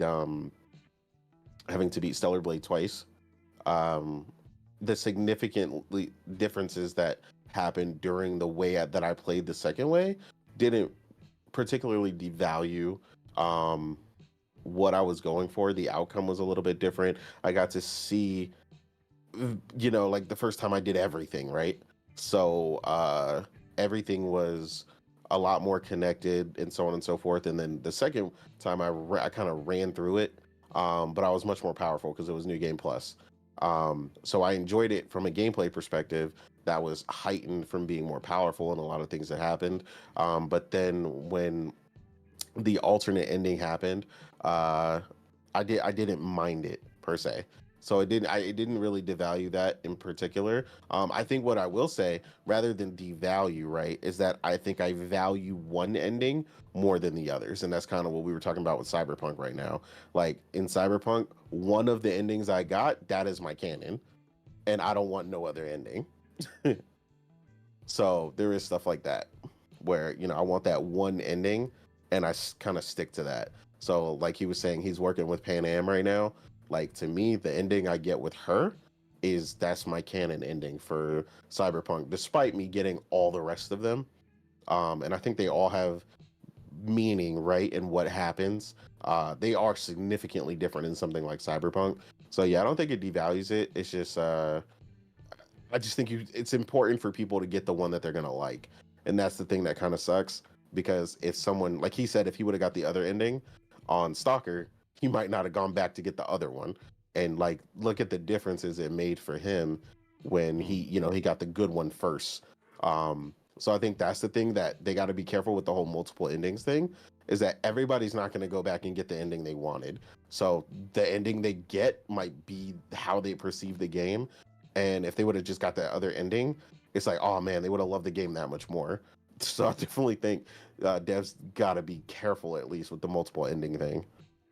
I think it was Mass Effect for me that really made me look at like endings in a very different way. So I don't play games again. Like I play once, it's all about that experience. The next time to me is just like, it's more fun. So I can make like crazy decisions. But in Mass Effect in specific, the final end of the third game, there is so much difference between what red, blue, and green means. And in that moment, you pause the game, you take your time, and then you have to make that crucial decision. Like, what do you do? And I find that, like, whatever decision I made, that is the ending and the consequences that, I live in. Because in this moment, I'm Commander Shepard. This is me. This is who I am. And then, so when I got the ending, I was done. I was like, this is an awesome game. Then I started seeing people saying, yo, they're all the same endings. I'm like, well, they're not technically the same. They're actually quite different. But people get so upset, and I'm thinking, you're only really going to get upset if you're playing it again and if you're actually looking for a better ending. So I have some friends, who they didn't like their ending, and they would go back to change it. And all I can think is, yeah, you're doing that, but that wasn't your ending. Like every decision you made up until this point is the decision you would have made if you were in that position. Yeah, you can't go back and redo it.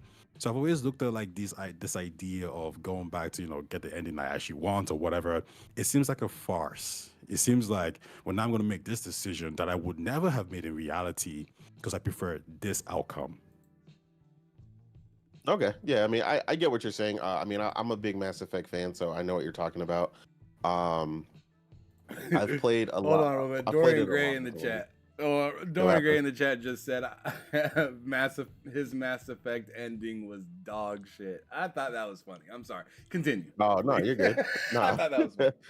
None of those endings were dog shit, man. Every single one of those Mass Effect endings was. Well, actually, no way. The dog shit ending was the refusal ending, when you decide to not actually make a choice. That to me is the worst ending. Like, and I know people who chose that ending, they prefer that ending, and I think it's completely bizarre. But once again, the reason why I actually like those endings is because it says something about your psychology. Yeah, I agree. You could actually go for like destroy, because I'm a destroy guy. I go for red every single time. But then when I talk to people who go for control or synthesis, like these are vastly different things and vastly different outcomes that I'm like, okay, we can actually have a discussion about like morals and how we see them organic synthetics, or how we see the human race. So yeah, I mean, I just love the fact that like we can actually come to a different ending, and like that's my canon ending, end of story. But I guess it also has to do with the fact that like I just don't like playing games over again. Like even The Witcher 3, I got my ending, and the idea that I would be like, nah, I don't like this. I'm gonna go back and make these decisions that I would have never made before because it leads to this outcome. It's like, that didn't how real life works. But maybe I'm thinking too deep into it.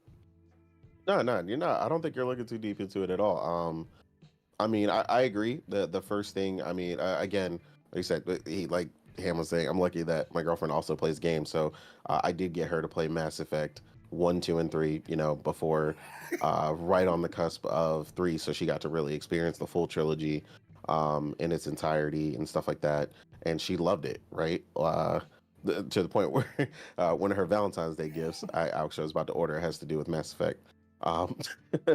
Slusher, but you're yeah. a mess. Oh yeah, He said Concord only has one ending. It does only have one ending. And it no longer exists. Oh man, this man will not. He's been boot to neck on Concord ever since it failed.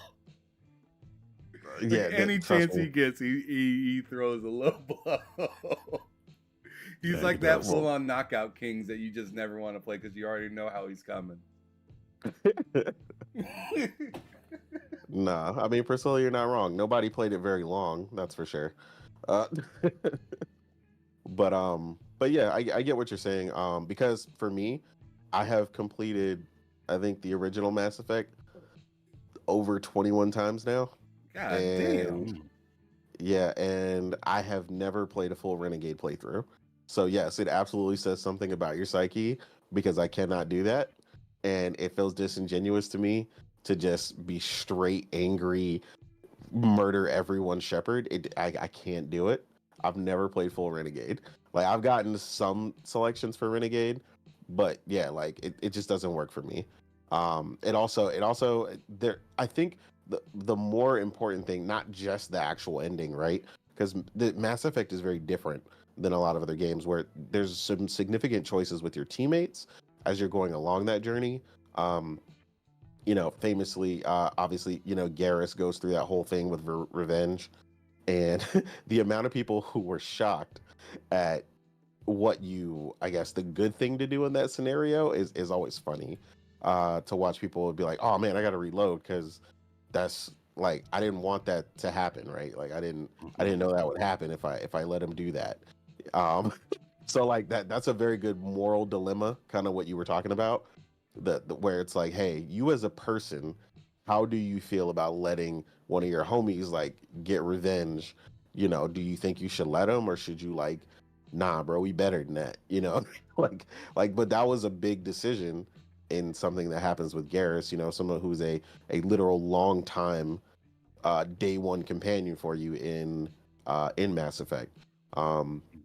So to see the outcome of that, even like the Jennifer's question, not the Jennifer's, the question with the quarryings and the death, that question and the consequences of that is very important as well. Like that's that says so much about like how you think about organics versus the idea of synthetics. I know people who are in favor of synthetics. I know people who are in favor of organics. But yeah, this is why I love Mass Effect. You can have so much like broad discussion and go into details as to, like why you think certain ways. Yeah, and but it's crazy, right? What I loved about it, especially to the one that you brought up, right, about the Quarians and the synthetics, is that ultimately you find out it was basically a big misunderstanding, which is crazy. So it's like all this conflict and all this them being scared of each other. They were just you're looking at two sets of people who were just afraid of each other, and who ultimately but there is blame to go around though. Oh no, there is. I mean, they freaked out. They created something they didn't mean to, and so on and so forth, and then they freaked out. So, but the synthetics at the same time, they were just like, well, they'll never forgive us because synthetics are ones and zeros, and they don't feel, and they don't understand us, and this and that, and then when they finally sat down at the table, they were like, oh man, you guys are actually pretty cool. We could do this together. And they were like, yeah, we could do this together. The ultimate ending when you get it, you know, you've got everybody at the table, you got everybody at a level of understanding, and you know, you've done everybody's quest. Um, you know, you can Y'all bring got me wanting everyone to stream together. Mass Effect. Priscilla nailed it right there. Y'all got me wanting because I've never beat all 3 games. Really? Oh No, I'm man. about halfway into 2. Oh man, shoot, you on the suicide mission? Oh, Yeah, that was something. What are y'all Yeah, talking that about? was something. yeah, bro, you gotta It's just get the it whole has team. there's a lot of story points in Mass Effect that just makes you think. Like it's really well written in many regards, and I think it asks you a very I did kill important what's his question. name? The big I think his name starts with a G, Gee, Anytime. or maybe that's just his type. are you talking about like a Reaper, or are you talking Gorgon, about like an or alien? Talking about the Asian dude? no, he's in the first Mass Effect. He's a big, scary looking motherfucker. Oh, wait. Yeah, yeah. I killed him, and everybody was like, "You killed him!" Yeah, Rex. "Oh wow, you killed Rex." Oh man. Oh man. Yeah, bro. See that decision has a serious repercussion later. So I saved everyone. So I saved everyone. I've got everyone. And that's a big thing. See, Priscilla would never do that because Priscilla's a Krogan fan. You know, like I told you, she's the door kicker. She's and the Krogans are the door kickers of the universe. So the Krogans, like the whole Genophage question. I door kicked the door kicker. yeah, the Genophage question is a big one. I think the best solution was when you do cure it, but it's not. If a lot of people pay attention, it's not cured 100%. There, it just gives them an increase in good birth rate, but not back to the way they used to be. Because I get the concern with the way they used to be. Is like apparently they could spread throughout the whole galaxy in like 5 minutes. Like it was very, very dangerous before. Yeah, they were dropping thousands of kids like on a regular basis. Like Yeah, they were out of babies or control. something.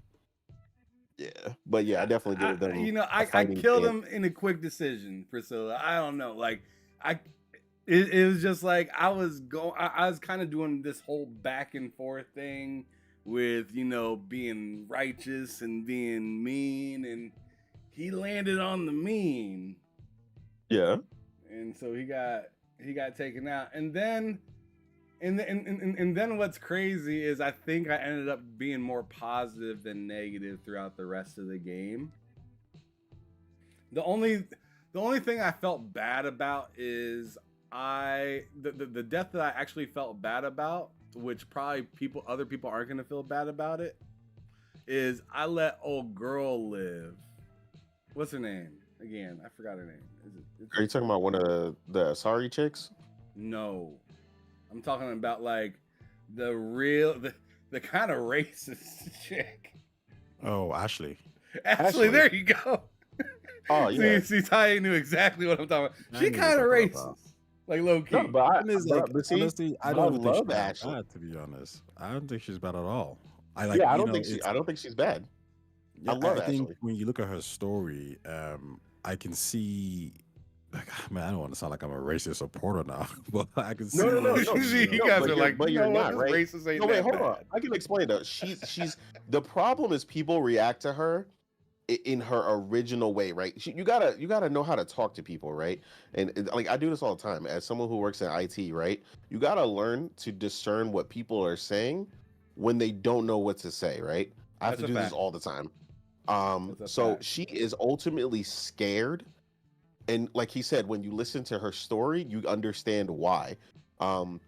Her dad was part of like the first Contact War and Mhm. fought for everything, and General then Williams.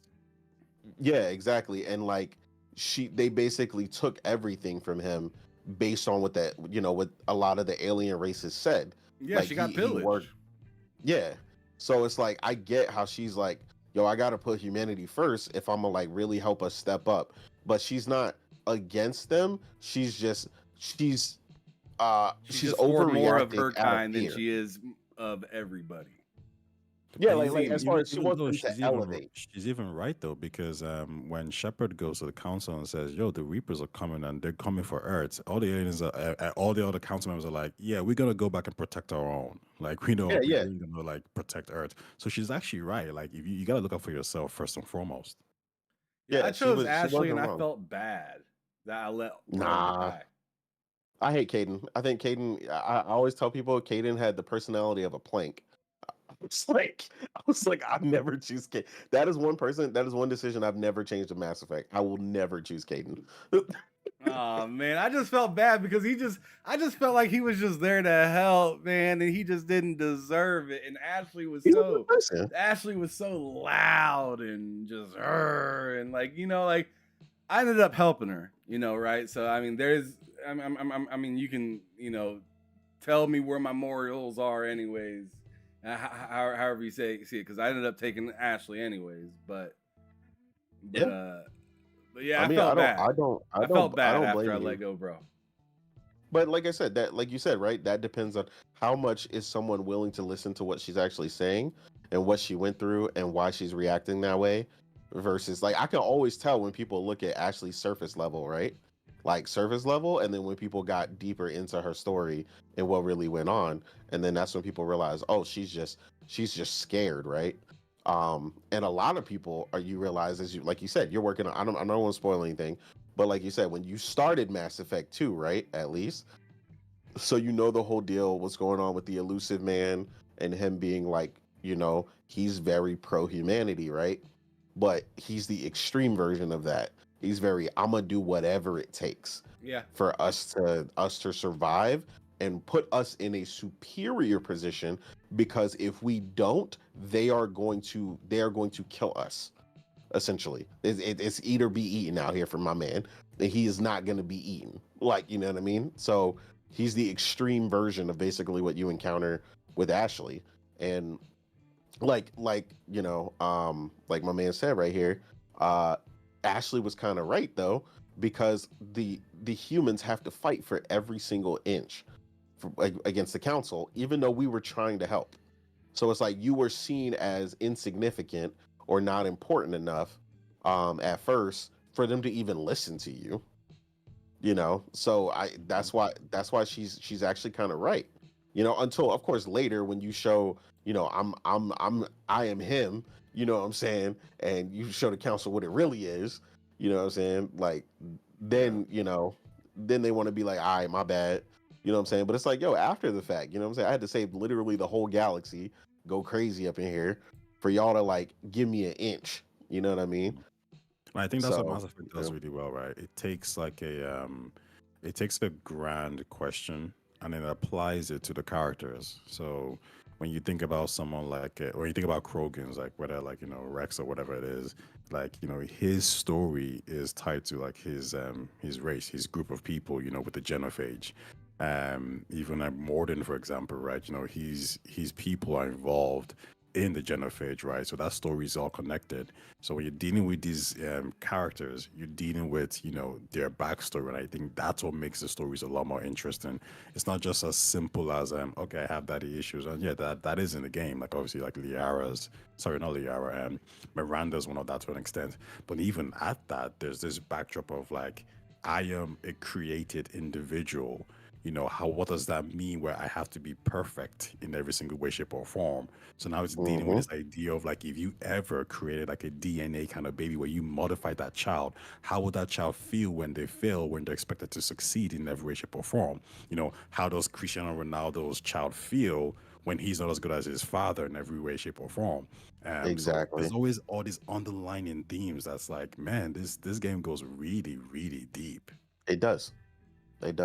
Yeah, that's all. Yeah, we're gonna have to get Ham to finish that up, man. You got a lot. Yeah, man, I feel riding like all the there. pressure's on my shoulders right now.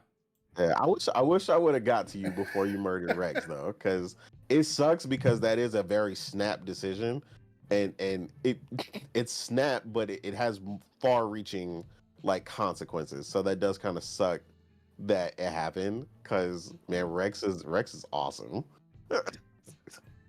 But yeah, they do kind of give you that moment where you're like, yo, I could pop you, bro. And I what I'm saying? did. And Yeah, and you did. Yeah, and it happens. You know, I've known people who've literally just done it on reaction, like, oh, you testing me, bro? You know what I'm Yeah, saying? I And felt like he was just How being a dare little you. too spicy right there, and he was really, I was like, you already ugly as hell. Like, all right, so like, yeah, I took him down, and then I ended up seeing more of his kind later, and I was like, damn, like I felt bad. yeah, man. Yeah, you actually realize Rex is like the level-headed one, which is Yeah, crazy. man, because I ended up meeting one now, and he's like an asshole. Yep. I don't remember. I think he just, I think he got on my team. Yeah. So you're meeting the what I call the baby Krogan. 'Cause Right, he because was he because I have he a was different created. one now that's on my team, but he was an asshole, like a real asshole when I met him. Yeah, and then his story has significance as well, right? He actually goes through a bunch of stuff, and because he was tank created to be the ultimate Krogan. Mhm. So he has a whole thing going on with him. I And when literally you do just his beat story, that part yeah, where you man. get where you acquire him. Yeah, that's all. That's him being created that way has far-reaching repercussions and why he acts the way he acts, and you know he still has to go through things, and it helps you understand the Krogans as a people and the things that they have to go through, the rites of passage that humans don't necessarily have, that are unique to their race, and The that's a whole Krogans are real probably significant thing. like for me, the Krogan it's a very kind of hot topic to some people, right? Because you know if you if you like side with the genophage, they're literally saying, oh, you're doing genocide, or even to an extent, if you try to support the Geth in their actions against the Quarians in the Morning War, it's so sensitive for some people that it's like, yeah, this is genocide, and I'm looking at it from, or they're looking at it from a point of view of like, well, in reality, what would we call this situation? And it's like, yeah, it's genocide. This is like what happened in the past, or this is like what's happening right now. So it gets very sensitive in Mass Effect, and some people they take it very seriously, which is fine. I mean, I like those kind of discussions as well because you can apply to an extent some of these themes to reality. You can, yeah, you Man, I definitely almost can. feel like next week I need to start out fresh, and I just need to, on Monday. Hmm. Starting Monday, I think I should start Mass Effect 1 all over again. I'll be there. And I should play every Mass Effect until I beat it on stream and just not do anything else. Just I'm stream telling you, Mass it's Effect. a hell of a ride, bro. It's worth it. I'm down to do that because I've been wondering, what game can I do that with, right? And I was gonna do it with Avowed, but I was thinking, Avowed, I know I'm gonna want to play outside of being on stream, right? Yeah. What's something that I can legitimately say, hey, I'm clocking on and I'm playing it? I think Mass Effect is one of them because especially since there's so much of it, right? So Yeah, I and it's a think, sequel, and so you have to finish the first Yobi one. got excited in the second one. chat. All caps, he said, yes, bro, do that. Oh yeah. Like, what When the you fuck when you you been when you when missing you out on, completed bro? them, when you completed them and you really join the N7, you get why people get hype on N7 Day. Like when you one of them people that been through it, you know what I'm saying? Like you got the N7 on your chest. You know what I'm saying? You really know what it means to be a part of the N7. When you complete Mass Effect, it's a whole different vibe, man. You a whole part. You a part of something different. You know what I'm saying? People who have completed Mass Effect, they a different breed. I You can go beat check out one, and like I said, Andromeda as well when I you're done. literally just got, I believe Yobi said it was Grunt. Yeah, in Grunt. two. That's what you got. So I think I'm like halfway into 2-ish. Yeah, you still pretty early on. If you just got Grunt, yeah, there's still quite a few other party members and stuff to get. So, I have the bald chick. I thought she was fine. I ain't in the front. oh, you talking about Jack? Jack, yeah, I thought she Yeah. was bad. Jack is a wild girl. Jack is bad. I think she was Yeah. supposed to be was it bi until I think BioWare got scared because Fox News started attacking them and stuff, so they switched her to hetero. I don't care. She's bad. Yeah, they I Jack, don't Jack care. is I don't care what you like. I like you. yeah, Jack is very, very headstrong. But again, that's another thing, right? Like that. This is what I say. Like, I wish there were way more games that were like Mass Effect, because the significance of everybody growing and seeing everybody change throughout each story, who some people are only a part of your story for the moment, is really, really significant, right? Like Jack, the way you meet Jack versus the way you see Jack later in Mass Effect 3 is gonna It's a blow your complete mind. different person. Yeah, Yeah. completely changed. Yeah, Hold she up real grows quick. so Hold much. up real quick, y'all. Did Paris Lily just come through? Is this some other Paris? Nah, you sent me the DM, so here I am. Oh, okay. Yeah, I mean, I said that to you like a week ago. No, that was like it was yesterday, but I wasn't checking my. Oh no, I DMs, sent so you I just a just saw it. link of to the because I was talking about you yesterday, and whenever I'm talking I know, about so people, this I is like why to I'm let here. them know Like- that I'm talking about them. I don't like to just talk about people and just be disrespectful. So like the dude that you see on the screen right now, if you're watching the show, I sent him a link that I was talking about him today, just in case he wants to know. I talked about him. Like, I don't like All to right, be well, sneaky. Well, I don't want to disrupt the conversation. Like I said, Nah, I you're saw good. it, so I popped in. You're good. I saw you pop in earlier, so I was like, but yeah, no problem. Yeah, we were talking about the PlayStation, the upcoming PlayStation event. Obviously, how people are feeling about it. They getting on my and ass about whatnot. not beating Mass Effect right now. But That's yeah, what's we currently currently happening. beating that's his the legs news. in. Wait. Hold up. Oh, So, God damn so it, you here we say go. so which all of them or like one of Mass Effect 1? What haven't you? I completed? I haven't finished 2. I'm about like a third Oh or my God. halfway into Oh my 2. I God. beat 1. Oh my God. I beat I- 1, and I've been slowly getting at him. Just like I think it's 2 weeks ago. And keep in mind, ask I this beat question. Mass Effect 1. I beat Mass Effect 1 back in like 2021. I was a late bloomer on that. Yeah, I get that. I understand. Let I me beat answer that the back in question. 2021. And I went straight into 2, No. but You don't then need. I other need to ask you games a question. came out, I got a and question. then I've been lollygagging, and yeah, that's where I'm at. No. I got a question. For you. How did you start Mass Effect 2 and it didn't grab you to finish it? That's what I want to know. All right. I don't. I think I just seen something drop that was dope, and I just Call of Duty came out. I just played into the new. I played into the new. I Yeah, did. you got distracted. I got distracted. you. I am very easily distracted. I don't even want to know where you're at in the game. I'm just going to tell you this. That I just game got came grunt. out. I just got grunt. That game came out in January of 2010, right? Stop it. Leave me alone. We are 15 years later, if my math is correct, and that is still top 3 all time. Top 3 all Absolutely. time. Absolutely.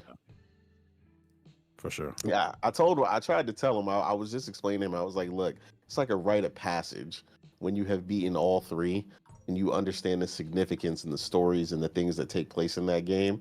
I was like, and then you finally understand why all these fans and all these people get excited on N7 day. You know, I was like, well, you could really say you could wear the N7 on your chest and you've been through it. Mass Effect is that significant. Yes. Do you 100%. think the new Mass Effect's in trouble then? Yes. He said that. He didn't even think without it. Damn. Here's why. Here's why. Being on the real. Look. Your mileage may vary with Mass Effect 3. If you get to that, you get to that. Andromeda obviously wasn't that great. It's the fact that they're, and I'm doing air quotes, making a new Mass Effect, and all the people that made the previous Mass Effect great are no longer at that studio. So, not to mention they've downscaled BioWare so much. I don't want to have high expectations for it, because if it even comes out, I question if that game even gets made at this point. I really do. No, I don't disagree with you.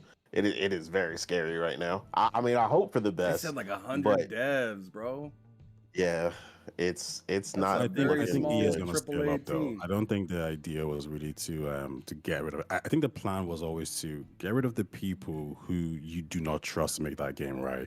So you have all these writers, you know, and this is when it comes to Veilguard, you actually had BioWare veterans write that game, and that was an issue.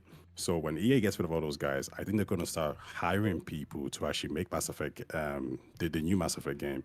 So Mary DeMalis, she's the one who's the lead writer, and if you have her in charge and you let her pick who she wants to work on this game, I think you're onto something special.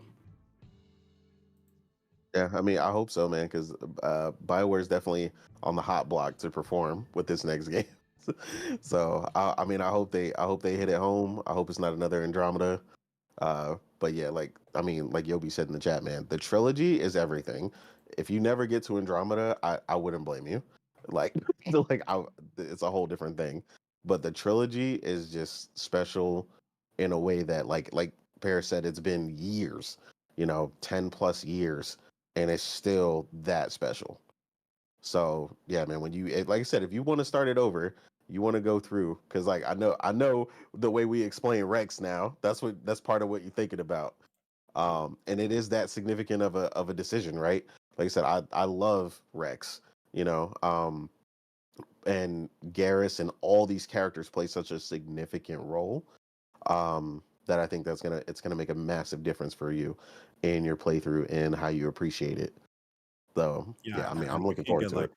if we can get like writing like that again, like that's what we really need. I don't think BioWare needs to go anything crazy when it comes to gameplay or graphics. But if you just get good writing, then I think the fans will be on board, and I think everyone else will be on board as well. I don't think anyone's really looking for crazy cinematics per se. Like Mass Effect has never really been about that.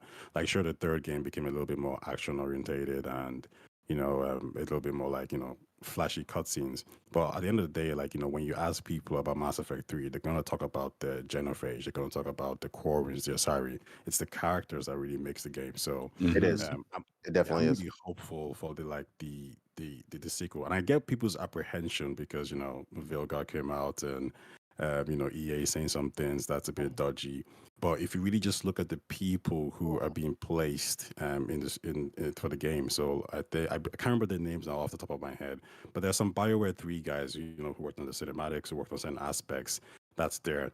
If you were to tell me that the writers, the current BioWare writers were making Mass Effect 4, that would be a problem because I've seen what they've done. Like, and it's shocking because like Weeks, I believe his name is Weeks, for example. Like some of these guys are the guys who wrote the like Tali, the Quarries, and all these other like love characters in 1, 2, and 3. So when they wrote Veilguard, it was such a disconnect for some people. Like, how is it that you went from this to this? And I think that's what EA ultimately said, is that we trusted you. And I mean, listen, it could sell bad, but the fact that one of the main complaints was the writing shows that you guys have kind of lost touch with what the fans actually want. So we married the Marley in charge, and she's a guy. She's a girl she's a lady who wrote Guardians of the Galaxy and Deus Ex, and those games are well written. And if you have her in Sex is well written. charge, yeah, if you have her in charge, my fear was always she's the head writer, but you have these BioWare veterans who might conflict with her. They might say, well, we've been here longer, so we want to do this and that. But because now they're gone, she has full reign to probably do whatever the hell she wants to do. And I think, it's that phrase of too many cooks in the kitchen, right? So Yeah. if you just put her in charge, you let her do whatever she wants to do, yeah, I think you're going to get a really good game. No, I agree. We definitely could see something. I'm hopeful, but like I said, I'm hopeful, but at the same time, like I said, I feel the reaction and the speed Yeah. that Paris reacted, at the same time, because it's like man, you. I mean, but I get it, right? When you're coming from the original trilogy as a fan, like you realize the significance, like when he just explained it, right? It's characters first, right? A lot of stories are not written from the direction and the way that Mass Effect was written. That's why the way you hear us talk about Rex and Garrus and all these characters, they had such significance, and that was the big loss in Andromeda, right? I didn't care about none of them characters, which is crazy because, like I told you, I was about to get a Valentine's Day gift from my girlfriend based on Garrus, one of the characters in the game. She loves that character. But she also really like, even though Garrus is like her main, that's her love, she loved Garrus, but she really has an attachment to Rex and all the things he does for his people, Tali and what she does for the Quarians and what their struggle means, being, all the things that they go through with the Geth, like all these things. No one is insignificant in Mass Effect. That's how amazingly well written it is, right? That all these things are significant to make up this one amazing story that you get to experience. And you know what the crazy thing is about Andromeda is that it had so much more potential than the original trilogy, because when you look at like even a race like the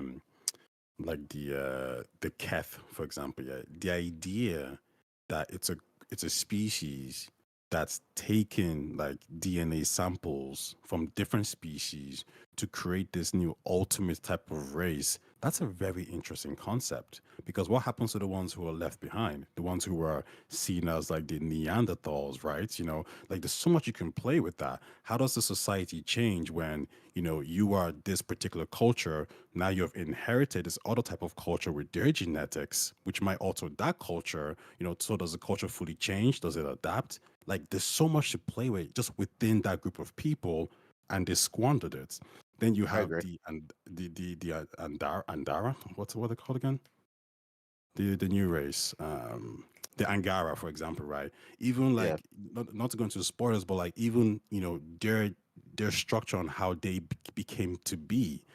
That's a very interesting I'm glad concept. to How see do you you, do the Captain fact that Robert. like I you're hope not Henry's seen explained as a everything to natural you. creation like He did. everyone else? You're actually But I very, find very it hard to different. believe. Somebody organized. Who could and possibly put planted the together way such a you are. significant military force? Once again, and that's right a under our crazy story noses? to have. And you We'll have just these have to characters find who out, can, but I don't take think we those will until stories after a and battle. spread them. If we don't But deal with them now, Andromeda who just knows what they'll be failed to tell capable that of in a story. week or two. And it I agree blows my entirely, my mind lord. how much potential What's the that plan? they had. And Right, they lad. did it. Even We're the almost at idea the of place you the described. the Now we'll nuclear have to races advance going to cautiously. Andromeda. I need you to tell me it's a how it looks migration around the story. camp so I can decide which Essentially, side to lead how the do attack they from. fit in? Sir, that's a big how do they deal with responsibility. these I people? don't How think do I they should- come across as I asked you a hostile? question, How boy. do they You've been there and seen blend everything, in so and, speak you up. know, There are how do three they ways to change, get or how do they fight within directly themselves? along the Because it's not straight just a path group to the of one camp, people, it's a group long of way like 6 round, different races, right? by They already have their own previous or by a issues, narrow their own bridge over a conflicts, deep ditch. Let's start with the address. direct You have the route. That Krogan sounds to like like the feel easiest some way approach. somehow, How because does it look you know there? what, we're traveling That with you path guys, leads but round you their also feel battlements. us from the past. It's fortified and You know, patrolled. That's true. The chances are the tensions shower are us with there. arrows on And the I'm way. playing this game It's a good thinking, thing you're who here, wrote Henry. this crap? You'll have to Like, try another you way have then. so much potential. What about the and approach you forward from squandered the it rear? on I don't like the idea complete of marching such a Yo, long Ham, way mute your over rough gameplay. ground, but if it's the better option. Oh, It's thanks. a long way through the woods, and there are patrols there as well. that was quick. Thank He you. was on it. He was on it. Oh yeah, that's why he's a top mod. That's why he's a top mod. I tell him he's a top mod all the time, and it's because of stuff I like mean that. I mean to derail the whole thing into a Mass Effect discussion, but this is what happens because that's how significant this game is. And This yeah, is what once I'm you talking finally about. complete it, one thing I do recommend, if you haven't, and for anybody who's a Mass Effect fan who hasn't done it, I mean you can read them, but I listen to them via audiobook. You should listen to the 3 novels that were written for Mass Effect as well, because that will give you even more insight into the First Contact War, and some other things that happen significantly before Mass Effect 1 and then after and during. There's a lot of context in there about other things that were going on, and some really dangerous people who were in and around your team, doing other things, and a lot of stuff going on, and it intertwines with the game really well at the same time. The First Contact was a really good story point. I think as a prequel TV show, or even like a side game, I think that would be a really good talking point. How I humanity. mean, I agree, because it shows the upliftment of us. Basically us going from a war with each other to realizing you know, that significant turning point where like we go from not being a seriously spacefaring species to you know, escalating to one and also becoming that one world. You know, we're no longer just, you know, American and Romanian or whatever, you know, wherever you from, right? We are humans, you know what I mean? And we are on a mission together to go against whatever is out here and discover whatever is out here. You know, like in the rapid speed. This is again why I tell people they should read him. Um, it talks about the conflict that arises from us discovering the first Prothean beacon, because that is how we, you know, build up our ships. It basically jumps us forward, you know, hundreds of years technology wise, and it's like, oh, we are a completely different people now. So again, like I said, that's something that is really cool that you get to see. And like you said, that could be a story for a lot. I think the word is called asabiya.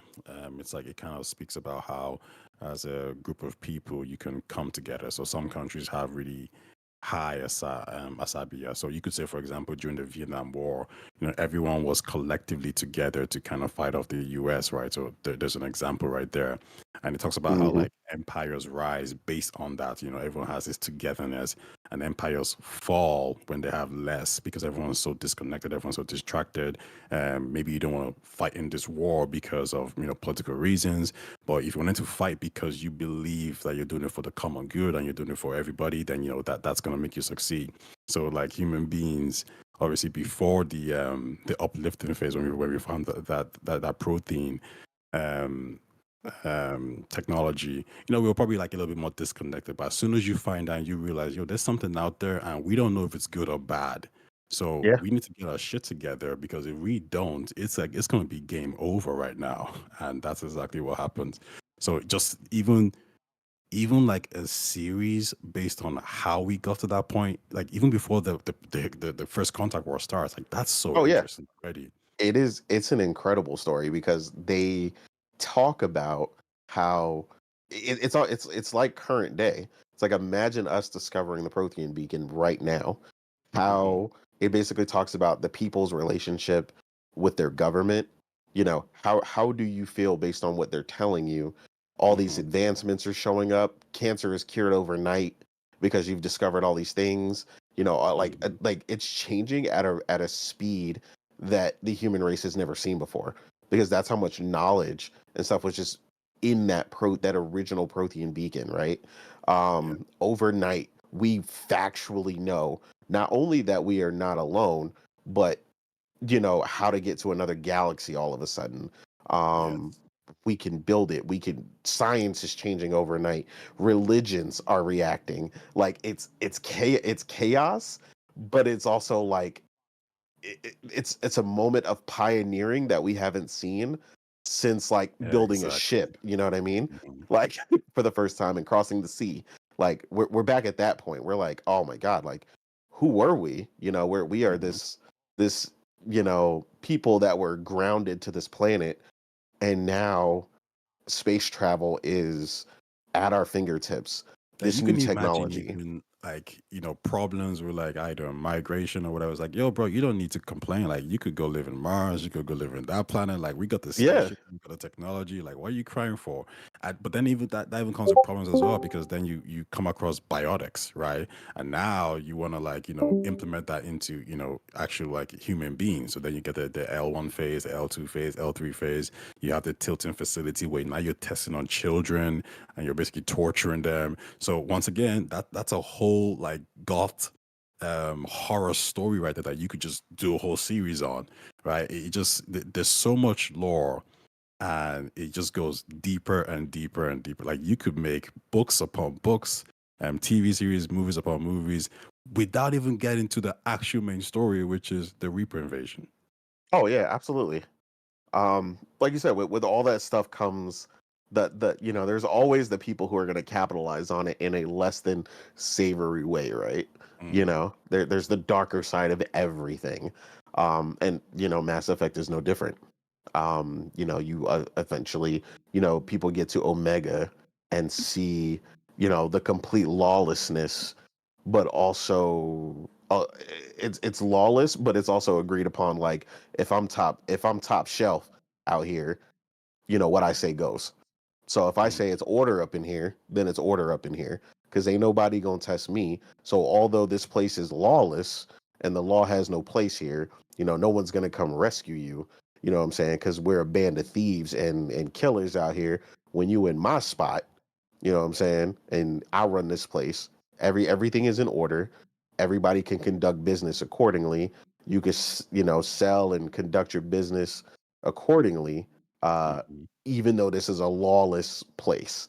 Like that's what was so crazy when you get to see Omega and all the stuff that goes on there and the different gangs and you know, all the different things that they run and, you know, drugs and all the other stuff they run, but it's still organized. You know what I mean? Like to the point where they have an entire facility that is basically untouchable even by like the top fleets. Like the top fleets don't even mess with them. Yeah, no one So wants to go towards them at all. And you know, human beings step on the scene, and obviously they have this rich history to look into with the Quarrens, the Geth, the other, you know, like the Krogans were seen as heroes. You know, they went from everyone cheering them on, building them statues, you know, with the Rachni Wars to literally, boom, you know, the villains of the galaxy now, like, you know, nerdy wiped outs. So much lore and history. Casey and Drew created a huge, amazing universe that spans like thousands of years and like so much content. And I think it's hard for a lot of games to kind of live up to it. And I'm hoping Exodus, like I've been reading the book, well, audiobook on Exodus, which is okay.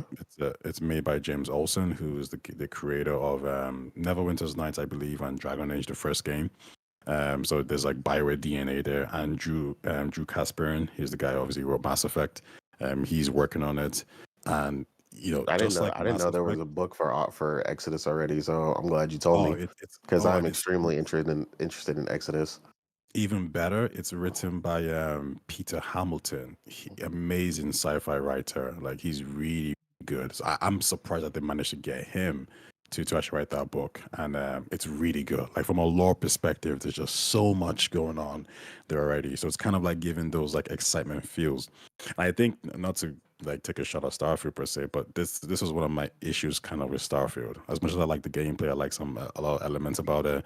It was missing those stories, those lore points that I'm thinking, man, like this could go so much deeper if you guys maybe hired somebody to just write something a little bit deeper. But you know, it is what it is. No, I don't disagree with you, and I'm a massive Bethesda fan. So I will tell people that all day. Their lore and stuff is way deeper in something like Fallout. The way each of those gangs are written and the way that they're structured throughout that world and the way they coexist with each other. It's obviously very tenuous sometimes. There's alliances at other times. You have the way the Brotherhood in itself has more lore in, you know, the prior Fallouts than any one faction in Starfield. You know, and I enjoyed Starfield. You know, Yeah, I gave it a Starfield is 7.5. amazing. It was one of my game of the years, but like there's a few things in that game. Like although it was my game of the year that it came out, there was instances with it. Like there was certain aspects when it came to romance that I thought wasn't very romancy. No, it definitely Like if wasn't. it, It was it like kind of it like was like kind of dry. it felt very surface level, and like it kind of reminded me of dating somebody in middle school. Yeah, I agree. That's I mean, we're saving the universe, right? But we have this very middle school level relationship going on where we don't really like it's almost like nobody even knows that we're together either. So Yeah, yeah, I agree. It so it does do has that. that weird aspect. As for like story beats, it tries to throw some lore in there, but it's like so early on. I feel like Starfield almost needs to have a next version, like a Starfield 2 or something like that, for the lore to actually set in, because I don't feel like the lore is set in because everything's so like you're kind of catching on now in your Well, they brain. threw it, they threw it at you, right? Like they were like, Right. hey, you showed up. You were that space explorer dude who was on that planet. It's like the speed version, and they're like, here's all this stuff that happened before you got here. Now care about it. I was like, wait, what? You know, like that when they're explaining the whole war that took place beforehand, the stuff that used to be illegal that they stopped, Yeah. you know, and all that stuff. But it's very, like you said, it's very surface level. It's very matter of fact, like after the fact. And I it's like, thought okay, Ryujin was probably the deepest that it Yeah. was. You see, the issue even with that war is like you don't even feel the after effects. It's like everyone's just chilled. Everyone's like cool about it. And I'm like, why? No, like I needed more stories to kind of emphasize that war. Like somebody say like, yo, my granddad was in that war. This happened. You know, when you get to They could have did more of Aquila, that with Crimson Fleet for sure. Agreed. like when you get to Aquila and you're talking to whatever the cowboy guy's name is, I can't remember. And you know, it would have been nice if he was reacting to like Sarah who fought in the war in a negative way, like, oh, like yeah, you know, you killed my comrades, whatever. Nothing. He's just so chilled and cool. And listen, I think Kumbaya is nice, but it doesn't make for a good story. No, I agree. And then, like I said, that's not comparing them to anyone else. That's comparing them to themselves. Like I Yeah. said, as someone who's played Fallout, like you know how deep and how engrossing the stories could be. I mean, I talked about this again. Like I told you, Priscilla's one of her favorite games is Fallout. She beat Fallout 4 recently, got the platinum again on PS5, and then she just wants to play Fallout 4 again. Like that is the kind of way Bethesda typically makes you feel. The stories that take place in that world, and Fallout 4 isn't even the most beloved one, right? Like you hear a lot of divisive opinions about that, but it's still it still has that core DNA about what makes Fallout so fun and engrossing, right? You have the stories that take place with the synthetics, right? The whole thing going on with the synthetics. Then you have you know, the one who takes on more of a human-esque personality, right? His name is Valentine. Valentine, who, you know, ultimately becomes a detective, and you go through the whole story with him, and then that coincides with they react, basically what you were just saying, right? They react to each other. So if you are working with the railroad and you are also working with Valentine, he reacts to you working with the railroad and talks about them, and they coexist in this world and intertwine with each other in a way that's very believable. And he's like, oh, they're doing really good work over there. You know, they're rescuing synths and doing this and that. And like, you're never compartmentalized, right? And it feels like a lot of the stuff in Starfield was very compartmentalized. And again, I get what happened, right? Starfield is so big, you know, it's no longer the map of DC and there's a bunch of interest points. You know, now there's in this entire galaxy. And then also the problem became with that is that there are certain things that people will never even experience that have played Starfield that didn't even interact with certain things. Right. That like scenarios I've heard people talk about, they're like, oh, I this one ship was in space and it was derelict and it was contacting me from the upper atmosphere, and like it sounds really cool, and it's like, but people are like, oh, I never saw that. Like that's part of the problem with some games being too big or not having the proper direction to coax you, right? The giving the player a certain amount of agency or coaxing them in the right direction to interact with all these things. So it's like being big is great and it feels really expansive, but then you run the risk of making these really significant these really significant moments few far and in between, and a lot of people don't even run into them. And that was another big thing that happened with Starfield being as big as it was. They missed a I lot feel of that. like what it needs more DLCs to help kind of connect the dots with some of these things, to kind of make traversing some of these planets, especially some of the planets that aren't like main planets, but just make them make more things have purpose, to where it just feels like these people like I get it, it's a universe, right? So it's highly unlikely somebody from this planet or that part of the universe knows somebody from over there or whatnot.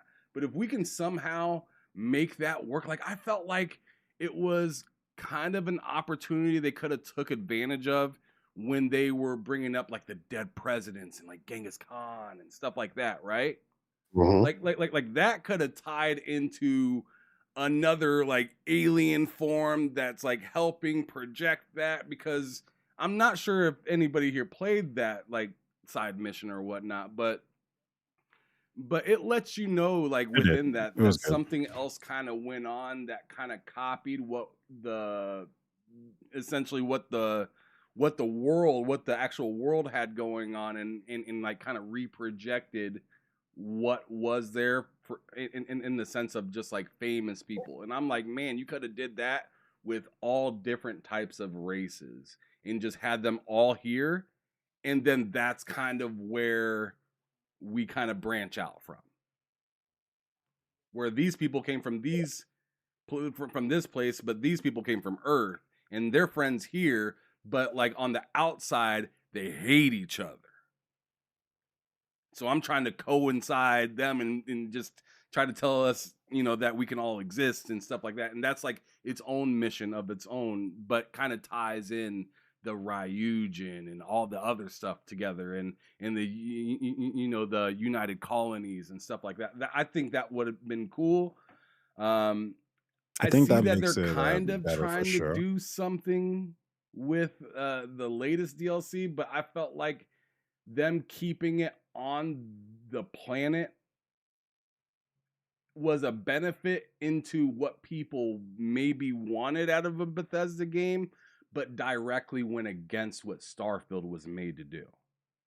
I 100% agree with the way you just stated that. It felt like they tried to compartmentalize it into what Bethesda used to do instead of making it Starfield-esque. And like I I said, mean, they left you you mean on the that recent planet. DLC? Yeah, the recent DLC, because it all takes place, you know, within that one zone Yeah. on their planet. And then like I said, even then, it just kind of felt it really felt like disjointed from the rest of the game. Like it was like, oh, here's this area in space where we exist away from all those other things, and that's it. I think Yeah, the so main issue with Starfield is like everything you guys are saying is accurate, but to actually fix the game, I won't say it's an easy fix, but all you really have to do is you need to take planets, like let's say not a New Atlantis, let's say the Pleasure City of Neon, for example, right? So let's say Neon. Yeah, And what you Neon gotta City's do dope. is you gotta take a place like Paradiso and put it on Neon. Because what's happening is you have all these really interesting story points, like what Ham was saying. There's a planet where, you know, it has all these, you know, dead presidents or whatever, all these dead celebrities from the past. That doesn't have to be its own planet.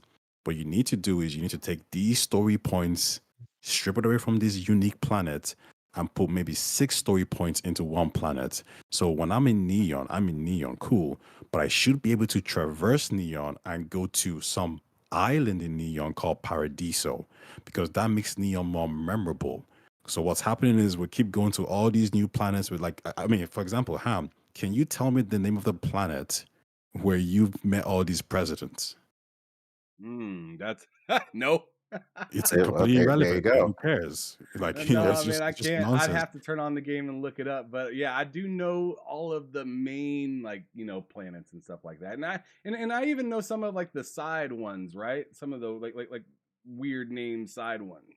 But like as for like some of these, yeah, like some of these missions that you just run into that end up being really cool, it's like, man, I'm not even sure if I can get back there. I'll give you an example, right? There's a planet where you know, you guys played the planet the mission where you talk to the Earthlings who are traveling like the generational planet, right? Generational ship. Say that again. It's like it's a ship that's been traveling from Earth, and it's landed in, you know, in the solar system, and they have a planet. But when you go down to the planet, it's like a, you know, gambling casino or whatever it is. You guys played that mission? I think so. I'm wondering if you're talking about the Paradiso one though. Yeah, yeah. Okay, so the Paradiso planet. Yeah, I look at that planet and I think to Yeah, you're talking myself, about the people that are right outside the atmosphere and yeah, yeah, wondering, yeah, yeah, and yeah. they want to land, but they're like they Yeah, don't know. exactly. So you could Okay, see. So they're take that stuck. Actually, mission. it's not that they want to land; they're stuck. Yeah, they're stuck. Yeah. So take that mission and take that planet, right?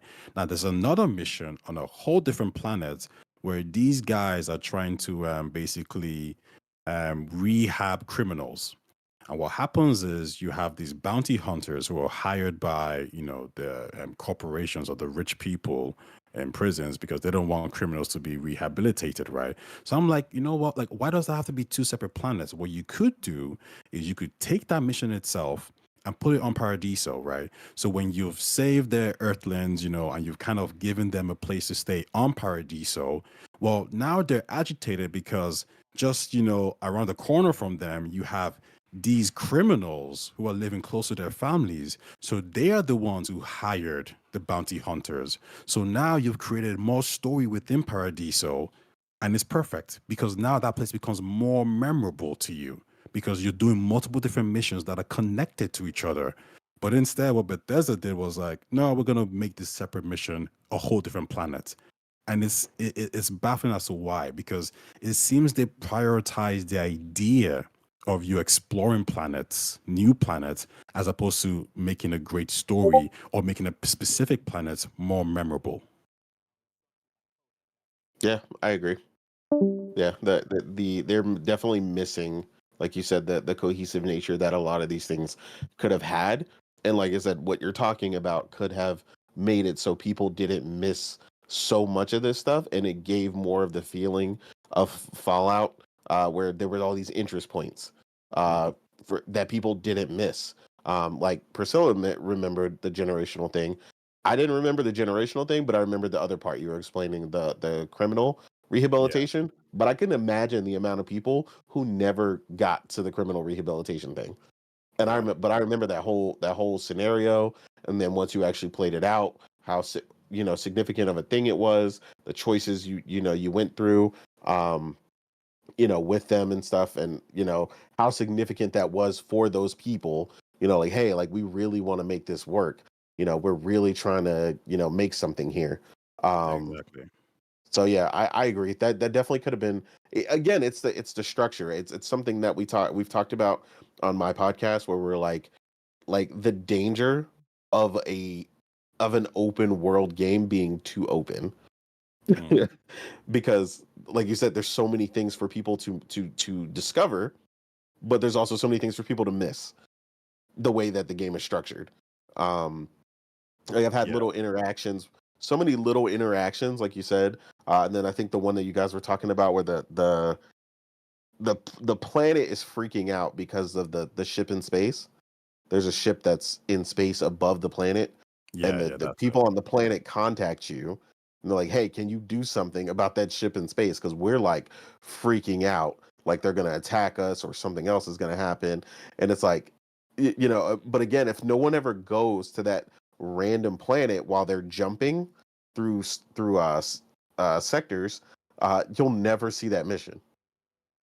So Exactly. yeah, it's And definitely a I thing. don't even mind not people missing missions, but you need to make it easy for them to catch these missions. Like that's just my issue with Exactly. Starfield. It's like Yeah, that's it. I'm going on Google typing in like what are the best missions in Starfield, and it's like okay, I've never done these 4 missions, so then I'm going to go look for them. I'm thinking I shouldn't really be looking for them. Like it should be easy, and Yeah, because you like should come across them. yeah, like a game like Skyrim, for example, it makes exploration easy. But because Starfield's exploration just isn't that good, it feels very tedious to even try to look for these places. Like you kind of pressing this button, okay, teleport, okay, another teleportation, and then boom, a story. And it's the moment to moment that's just very, very irritating. I think Um, I think a part of that is kind of the cumbersomeness that is traveling in the game. yeah, Yeah. And I feel like some people have a hard time finding the missions just because it's kind of tough to like just pick a place, and then once you pick a place, you're not certain if there's even going to even be anything there. So then you pick something that you're comfortable with, or you pick something brand new that you've never done before. Try to give that a chance, and then then it gives like that sense of, do I want to go back to that same place or that same area of the universe that I know didn't have anything the last time I went there? And then all of a sudden you go there and you actually land somewhere and you find something. The exploration, and I get it. That was kind of the point of Starfield, was explore and fuck around and find out, essentially. That's what that game was. And that's what it's made to be, is fuck around and find out. But I mean, I do understand, because there's a lot of people that are used to so many missions being so easily acceptable, and to where you don't have to fuck around too long before you find out something. So like, it's like it's very much to what Innate was just talking about, of like the open world almost being too grand for some people. For me, it was fine, and I can go back on it, and I know kind of how to go and fuck around enough to the point where I can end up finding something to get into. But a lot of people play it for what they can obviously see, and then once they are done obviously seeing that, the game is over to them. The game is done. They don't see anything. You know what is it? It almost becomes a reality for them that there is nothing left to do here, because the game says so right now. When in reality, it's a game where you're supposed to explore, look around, and find the next thing to do. But I almost feel like they almost didn't even express that enough when purchasing the game. Like, sure, they told people, hey, this is an exploration game, and this is space and whatnot, but I think they leaned too far into this is space in just the way that they came out and talked about the game. They expected people to know that since this is space, that means it's up to you to find shit to do. They never explained that it's up to you to find shit to do. They just said this was space, and everybody's thinking Star Trek, exploding ships, planets with people on them, things to do and whatnot. When in reality, it's like, you go and make however you want. You set up shop on whatever planets that you want. It's almost like an Ark Survival Evolved with a story, to be honest. Yeah. It's almost like an Ark Survival Evolved with a story. And if you know Ham Solo, I put over 100+ days into Ark Survival Evolved. So that game was just fine for me. I was like, oh, this is great. Ark with a story. This actually has content in it, something that I can do compared to Ark, where it's like I build, I defeat boss and rinse and repeat. So the game felt great to me. But as for my friends that like to play games like you see on the screen, like right now, like BioShock, or other games that kind of tell them exactly what they need to do next. That game Starfield goes right over their head. As soon as they get done with the story and some of the side missions that help the story, they think the game's over. They're not going to look for anything, because they're like, dude, I got to work in 9 hours. I ain't looking for shit. If it ain't here, I ain't finding it. Yeah, I mean, that's what I said. I think it's important that they miss with Starfield, right? They managed to not give the same player agency and the same discoverability that their other games had, right? Even if you go back to like Skyrim and stuff, right? Most people are not going to, they might choose not to do it, but most people know who, the Red Hand are, and the Thieves Guild, and, all these different things that take place within the world of Skyrim, right? It's a matter of if you want to do it, you don't have to do them, but the discoverability of all those things was never a problem. But that's because, again, it takes place on this massive map, but still a singular map, right? With all these discovery points. Even the Red Hand had multiple discovery points, right? So for you to join the Assassin's Guild, and stuff like that, like there were multiple cities where the Red Hand was constantly showing up, and the Thieves Guild, so on and so forth. Like there's a ton of stuff everywhere for you to discover that's jointed in a way that makes sense. And like I said, a lot of it didn't or it felt like you said, too disjointed from each other. Like a lot of things didn't acknowledge each other.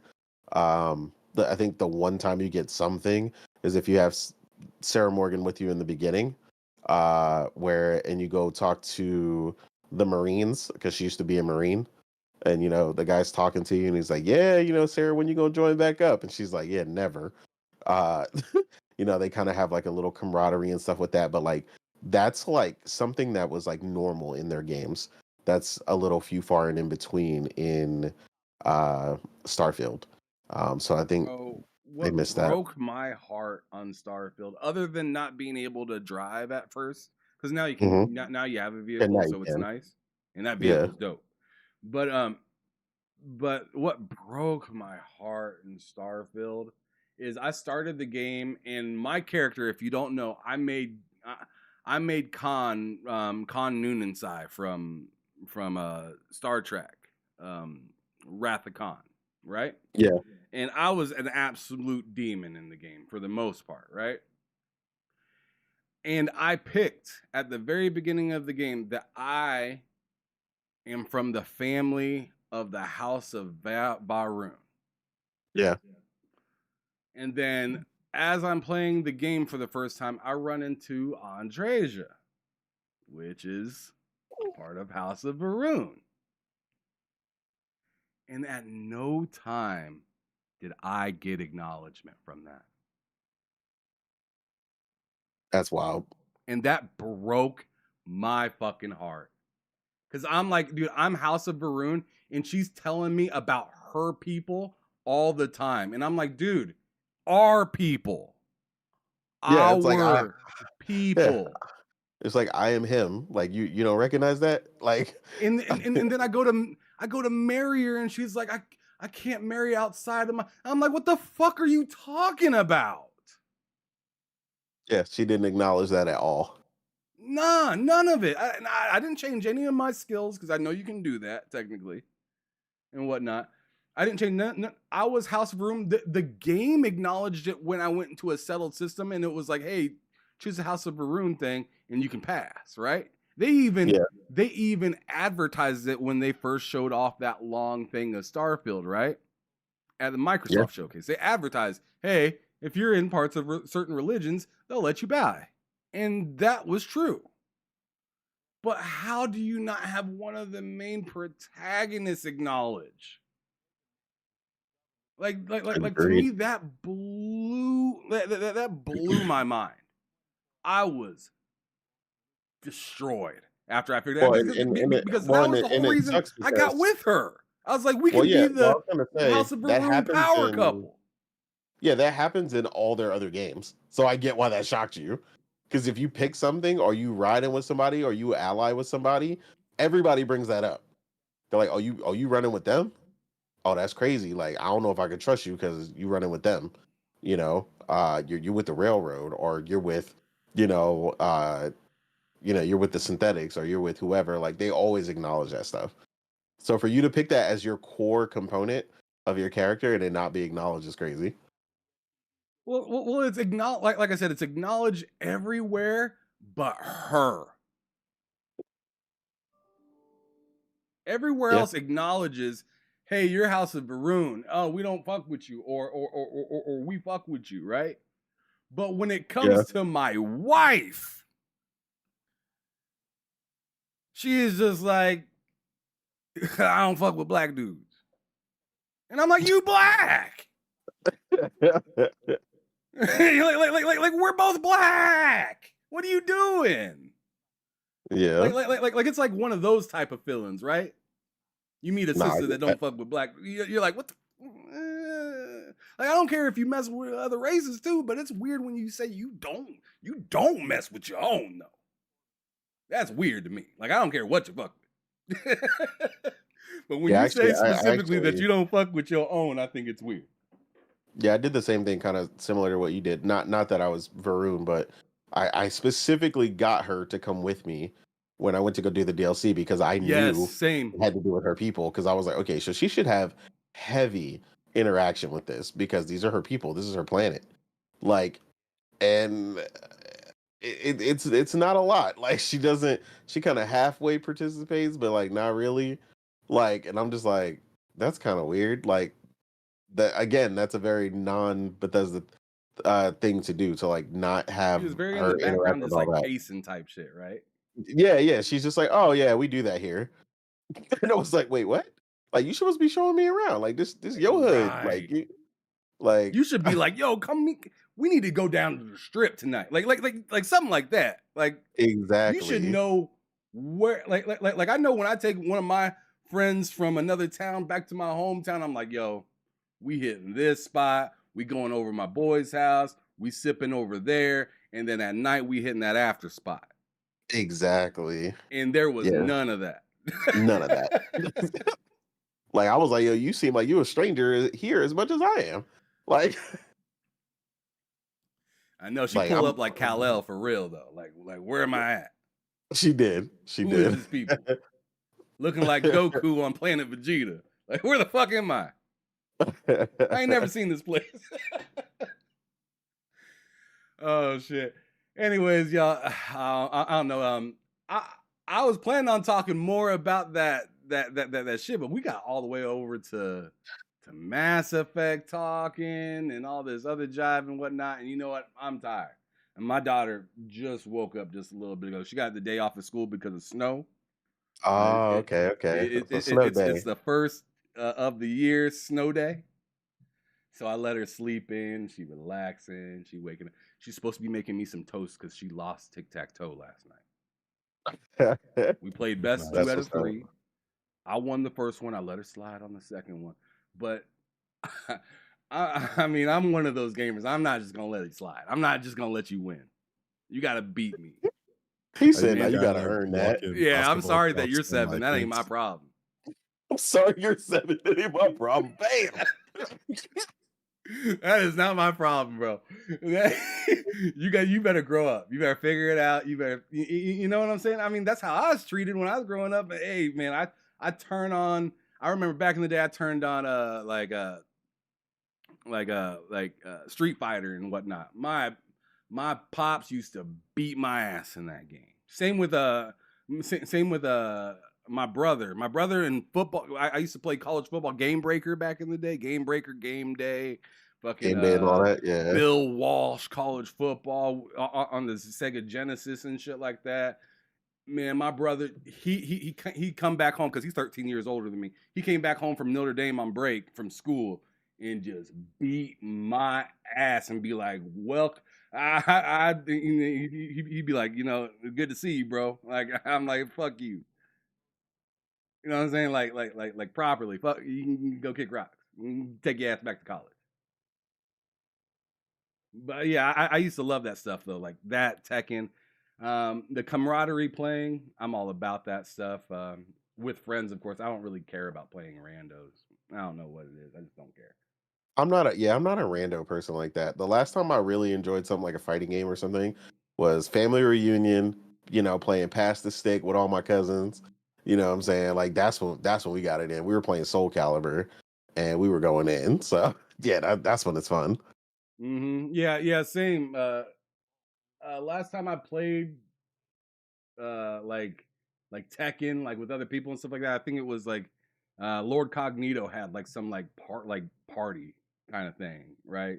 Where there was like 20 of us and we were all like taking turns fighting and whatnot, right? Yeah. And that shit was fun. Like I can do that and whatever, but as for fighting people all over the earth just randomly, it's kind of boring to me. I don't know what it is. But anyways, I'm gonna get up out of here. I'm gonna work up getting up out of here. You guys please let everybody know where they can find you since you're here.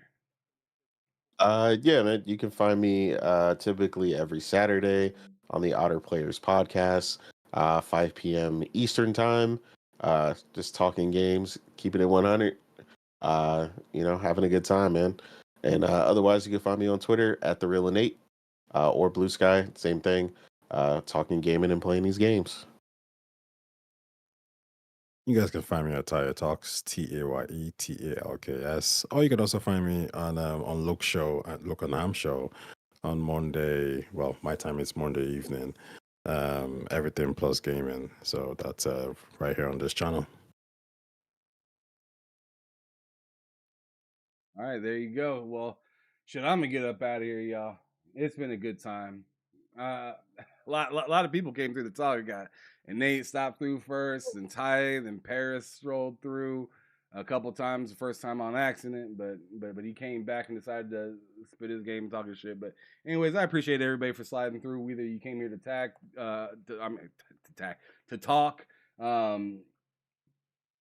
be in the chat section, or if you're just watching and just kicking back and I don't even know you're here, I appreciate you regardless. Thank you guys for sliding through. This is your boy Ham Solo 05 Gaming as usual, signing out from TSWS Gaming. I'll be on with Loke here in about 2 hours, and we'll talk about the things that he wants to talk about. I have no idea what he has scheduled to talk about, but on Monday, Wednesdays, and Fridays, it's his itinerary of things that he wants to talk about, and that's why I do my shows on the morning, so then I can talk about whatever the hell I want to talk about before I get on to his shit.